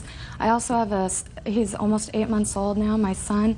When we got there, we had no money. They were supposed to pay us for half of the U-Haul. Which was how much? $117.50. And they said that we owed them money instead. What did they owe you money for? We paid for everything, including the trailer. We agreed upon that we would also give them a place to stay, give them a job, and we did all of that. Above and That's not beyond, true, Your Honor. when they had reached Colorado, when they ran out of money, I had gone... They ran out of money in Colorado? Yes. Yes, Your Honor. His parents helped them out to get gas, and they came up to Wyoming And met finally us where and we were met us supposed to there. meet. Did you need to borrow some money from his parents? That's easy to find out, so just answer my question. Yes. Yes, ma'am. And how much money did you take from his parents? Somewhere around $30. You mean the two of you were traveling with a new baby with absolutely no money? Now, wouldn't it have been more prudent to stay in Oregon and save a little more money? Save $500, $1,000. Save it up so that you're not driving around with an 8-month-old baby with no money. We had the money, ma'am. We ended up paying for the U-Haul.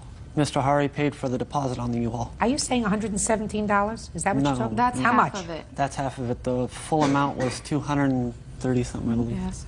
We would have had the full amount if they would have given us the money when we got there to make it all the way. You're just not following me. I'm sorry. That's a big trip to make. Yes, I it mean, is. unless things are so terrible in Oregon that you weren't surviving there. We were hoping for a brand new start, something new. They guaranteed him a job when You we got can't there. guarantee anything. No, you don't rely on anybody for anything. Yeah, we've learned that in the past Well, you couple don't. months.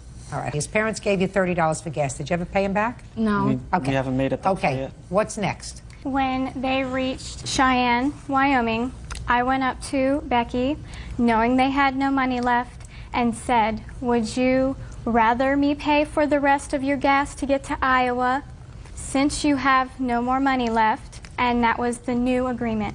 Okay, and you had no money for, just a second, and you had no money for gas. Right. So how much did you pay for gas for their car?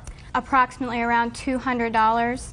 And we also were paying for food, which was a new agreement, so we had no problem with that. And What was the new- suing for that. Okay. So it's clear to me you had no money. Yes, Your Honor.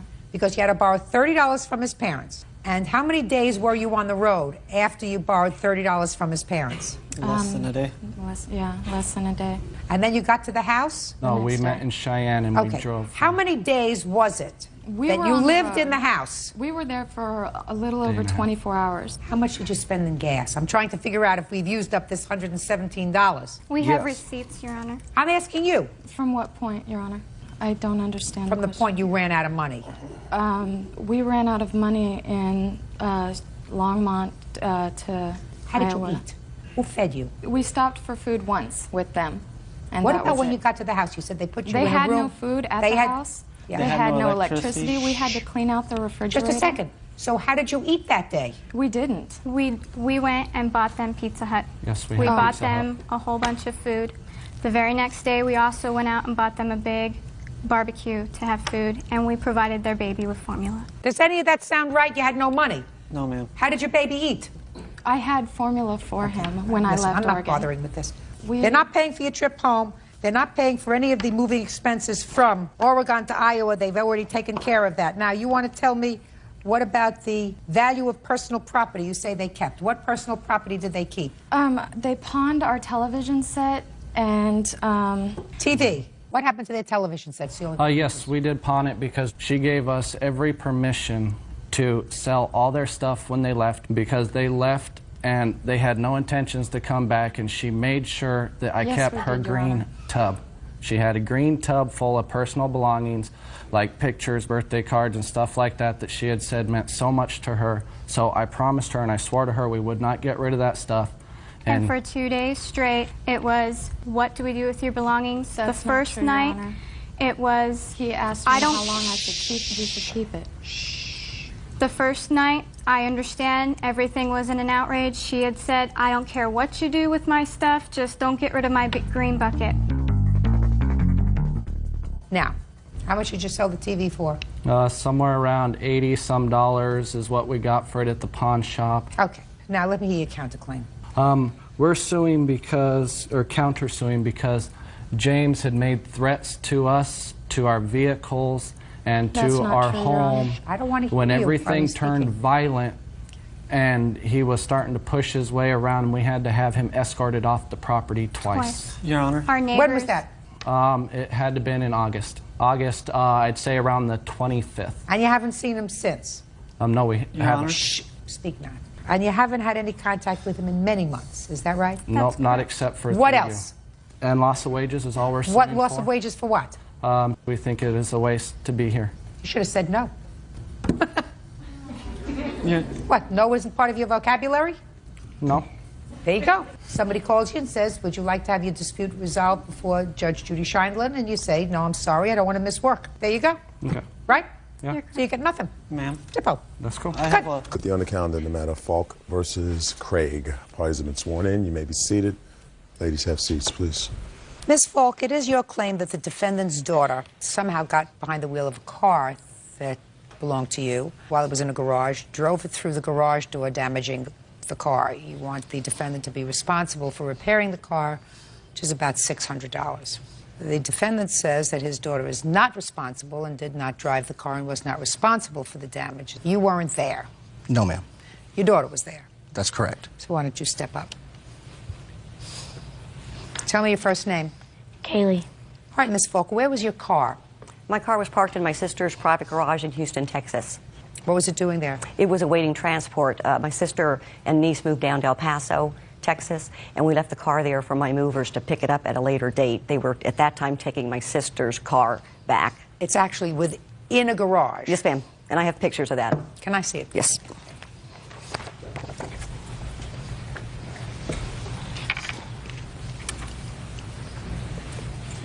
That's the new garage he replaced. The new door? Yes, ma'am. Who replaced the door? Mr. Craig. Good for you. How much did that cost you? $420. All right, Kaylee. You want to tell me how you got possession of this car?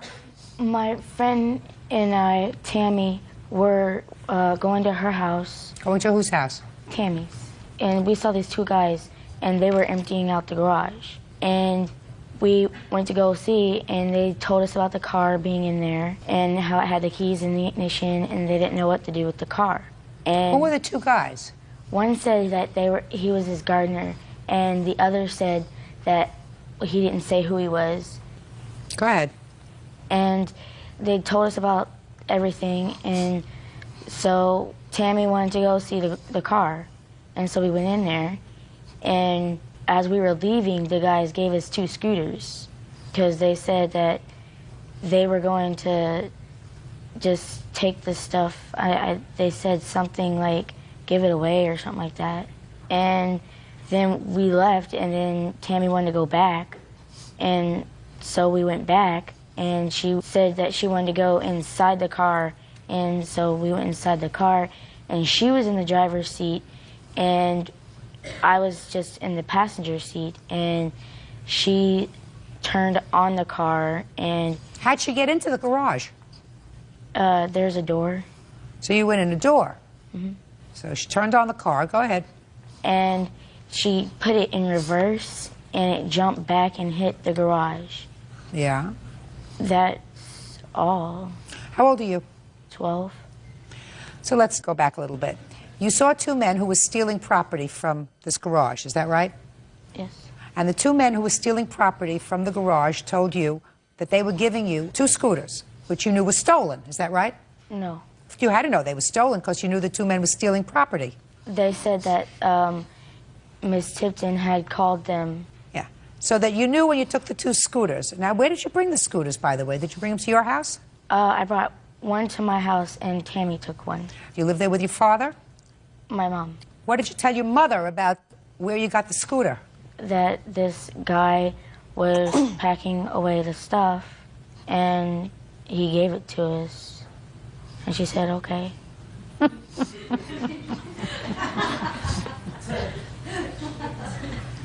When you went back there, according to you, with your friend Tammy, you knew you had no permission to go into the garage, isn't that right? You have to answer me. Don't shake your head in court. Yes, ma'am. So you were committing a crime when you went in there, is that right? Yes, ma'am. And when you got into the car, you knew you had no permission to be in that car, isn't that right? Yes, ma'am. And according to you, it was Tammy who drove the car. Yes, ma'am. And when you went into the garage the first time with the men, you had the key to the car. No, ma'am. Did you ever have the key to the car? Yes, ma'am. After Tammy had put it on my keychain. When did Tammy put it on your keychain? The second time that we were there. Before or after she crashed the car? Before or after she crashed the car? After. Tell me about after.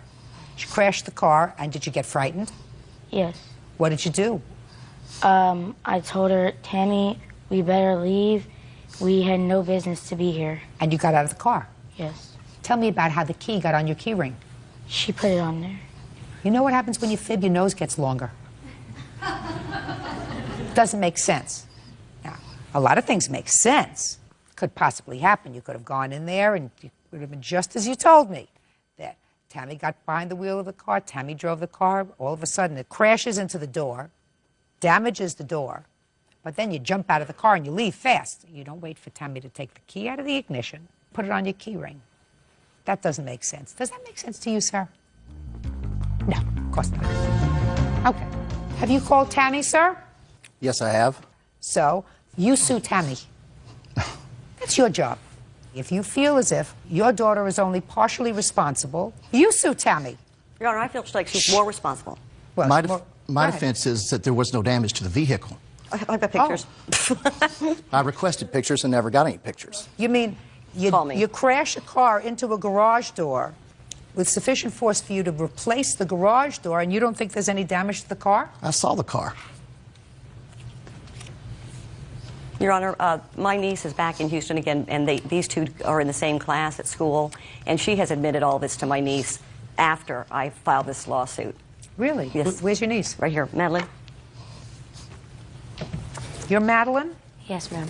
You go to school together? Yes. Well, tell me about the conversation you had with this young lady. Well, we usually talk at lunch because you're not allowed to talk in class. So she said they pulled off the top of the car, but they said there was no damage.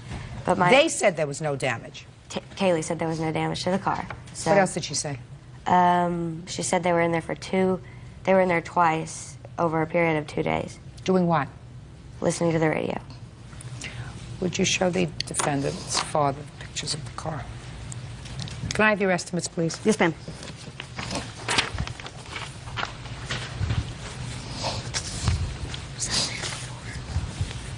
How did you get the top off the car, Kaylee? Tammy read the instructions. So it was all Tammy. What were you doing when she was reading the instructions? I was taking it off. You were taking it off? Yes. Listen, sir, consider yourself very lucky.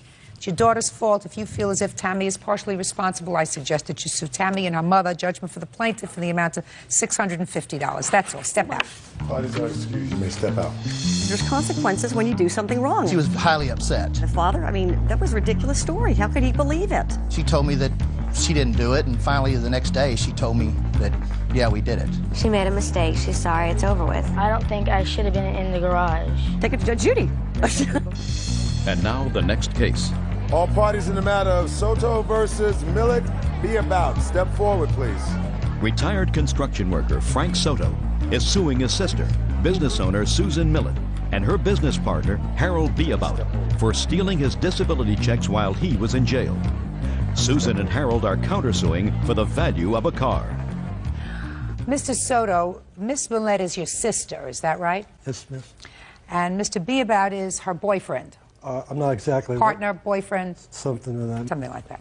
You have several complaints against them. First, you say that your sister cashed and spent, for her own use, some of your disability checks while you were incarcerated. Yes. Then is your claim that when you got out of jail, you did some work for Mr. Beabout. And he promised to pay you for that work, and he never did. Correct. And the third thing is, you say that because they owed you all this money, they bought you a car. Yes. Instead of the money. And while you have the car, they refuse to give you the title to the car. Yes. Now, your sister says that you did, in fact, cash some of your disability checks because you asked her to pay some of your bills while you were in jail. Correct? Yes. Mr. Beabout does not address the work that you allegedly did for him, other than to say, Madam, you're playing with papers while I'm speaking, other than to say that they bought the car for you to use while you were doing work for them. And when you left, you took the car and they want their car back. Correct? That's correct. Yes, correct. So let's deal with some simple questions first. When were you incarcerated, sir, that you claimed that your sister cashed your checks? On 3/29/02, I was arrested for violating my conditions of parole. And I was released from custody on 9/25/02. And between that period, Social Security gave me documentation that checks were cashed in that period that she cashed without my consent. How many checks did you cash for him? I believe 2 with written consent and also with his words and receipts. Well, let me see the written consent. According It's to you, right the here. defendant cashed 3 checks. Is that right, sir? She cashed 5 of them. I have additional documents here highlighted, what he requested for me to do with the money and also receipts of Well, words. tell me what he requested that you do with the money. He needed Sprint bills paid. How much was the Sprint bill? Oh, it was in excess of $400 and something. Okay, so that's $400. What else? To give my children $300, or one of my children, she goes to Disneyland with her orchestra from her high school in Sacramento. Well, what did he say there? To give her $300. Madam, you cashed $3,375 in checks. No, I cashed 2 checks for $675 each. Mm. And he further Let's states... see where it says... You tell him that you're going to take some of his money. Yes, You tell him that. do. You need desperately to borrow, in this letter, $300. Okay, and it states in this letter here, the $300 that he lent, and said you don't have to pay it back. Harold's my current partner in our contracting business for paint and roofing. My partner prior to that was my boyfriend of 5 years. I don't love this written in your sad story, Well, madam. no, You he- took his but he- money. Judge Judy continues in a moment. Do you want to go back to jail, sir? No. Give him back the car. We Listen did to not me. even want the car back. You don't want the car back? I'll tell him not to give you the car back. What do you want? Real cases, real people. Judge Judy. Frank Soto says his sister Susan Millen and her partner Harold Beabout stole his disability checks. The two say Frank stole their car. Madam, listen to me. How much did you take? Well, 2 checks at $675, but some of the check, one of the checks was to go to my mother and to my children for their Disneyland school trip. Stop What it. says right here, and as I'm writing from the... Stop it.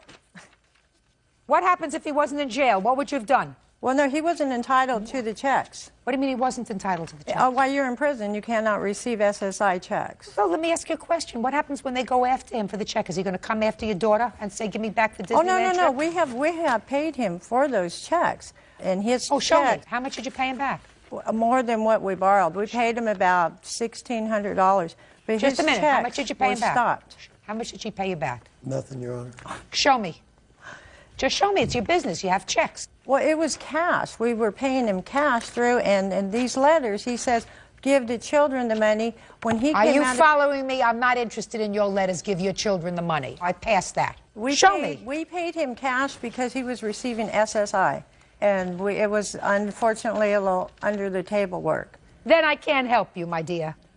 So I am finding that you paid him back nothing of this $1,350 that you acknowledge you took from his checks that you acknowledge he wasn't entitled to. Because you say if he was in jail, he's not entitled to disability. So you knew that. You were swift to know that. And you took that money anyway. So $1,350 because Social Security is going to come after him, especially after they see this. And they- Now, quiet. Quiet. Now you tell me what you paid him. Because you want to tell me that he was able to do hard labor for you. Correct. Right? So tell me what he did for you. That would have to be Harold, Mr. Beabout. Harold, what did he do for you? He wasn't on my payroll, Your Honor. He was not. He got out of prison, no money in his pocket. His sister spent his money. That's why he had no money in his pocket. That's family problem. I'm telling you what my problem. I don't owe him any money because I paid him. He come up and worked around my garage after I moved for 3 days, and I give him $100 a day out of my pocket to pay for meals and motel. Okay. And then Just a minute. Stop. Did you work for him for 3 days? Don't lie. Did you work for him for 3 days? I think more than 3 days. Well, I don't care what you think. Yeah, You take yeah, drugs, yes, right? Yes. Right? So your brain might be a little bit fried. You worked for him at least 3 days. Yes. Did he give you $100 a day? No. Yes, he did. Yeah, sure he did. He gave you something. Yeah, he did. Well, how much did he give you? He gave me 50 one time and 100 the third day. That you remember. Yes. That you remember. Okay. Tell me about this car. Well, I bought the car, Your Honor. he was incarcerated when I bought that car. So I bought that car because I have a big van and I didn't want the gas hog. I wanted something economy to ride around in. So he gets out, and he don't have no wheels. He has to go to the doctor. He's got to go to his parole officer and all that. I loaned him the wheels to drive around. And he was with me the day I took my pickup in to the garage, and he knew I had to have it in there on a Friday. So Friday, he takes the car, and that's the last I seen of him, Your Honor. Now I'll hear you. Tell me about the car, sir.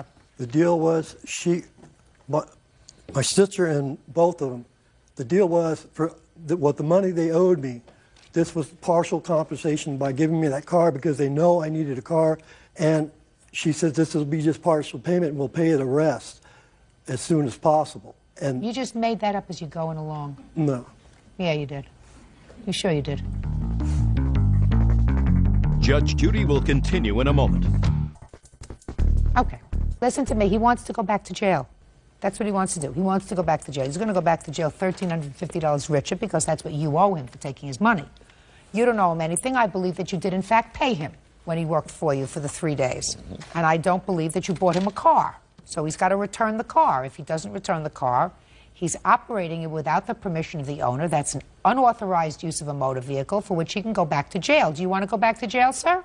No. Give him back the car. He's going to need a tow truck for it because the transmission's gone on it. Oh, so he can goodness. have it. We did not even want the car back. We would be afraid to get in the vehicle. The car Let me was in explain something perfect to you. condition. He's not giving you $3,000 for the car. You don't want the car back? I'll tell him not to give you the car back. What do you want? Well, we wanted the value of the car. Now you're not it's getting damaged, that. There won't be a value. Understand? You're not getting that. Okay, well, I'm also trying to show you receipts of my name on it and his name that I put money on his prison books for money they can have while incarcerated. How much? There's 2 receipts for each for $100. Okay, that makes you $1,150. Go ahead. Okay, but then right here it states the loan, and you don't have to pay back. It's $300. How many times do I have to explain that Well, to I you? know. I wasn't sure I made that clear. You made it very clear. I'm a very quick learn. In any event, Social Security, hopefully, since it's my money, is going to come back and get all this money from him because they're already he's doing it, Your Honor. Oh, good. That's what I figured. They will stop the rest of his checks because it doesn't look to me, Mr. Soto, as if you are a disabled enough person not to be employed. Certainly not for Bird to have to pay for it. That's it. You want the car back or not? Yes, but yes? how do we recover it? Well, get a tow truck and go get it. Goodbye. Trên tay mình đang cầm đây là dòng sữa rửa mặt Simpo, và với dòng này thì sẽ phù hợp cho da bùn, da dầu và đặc biệt là những làn da mà nhạy cảm. Thì dung tích của mỗi lò như thế này là 150 ml, và với dòng sữa rửa mặt này thì đã được kiểm nghiệm bởi giá liệu và rất là an toàn, không gây cái tình trạng bị lỗ chân lông hay là kích ứng da, rất là an toàn cho những làn da mà nhạy cảm nhất.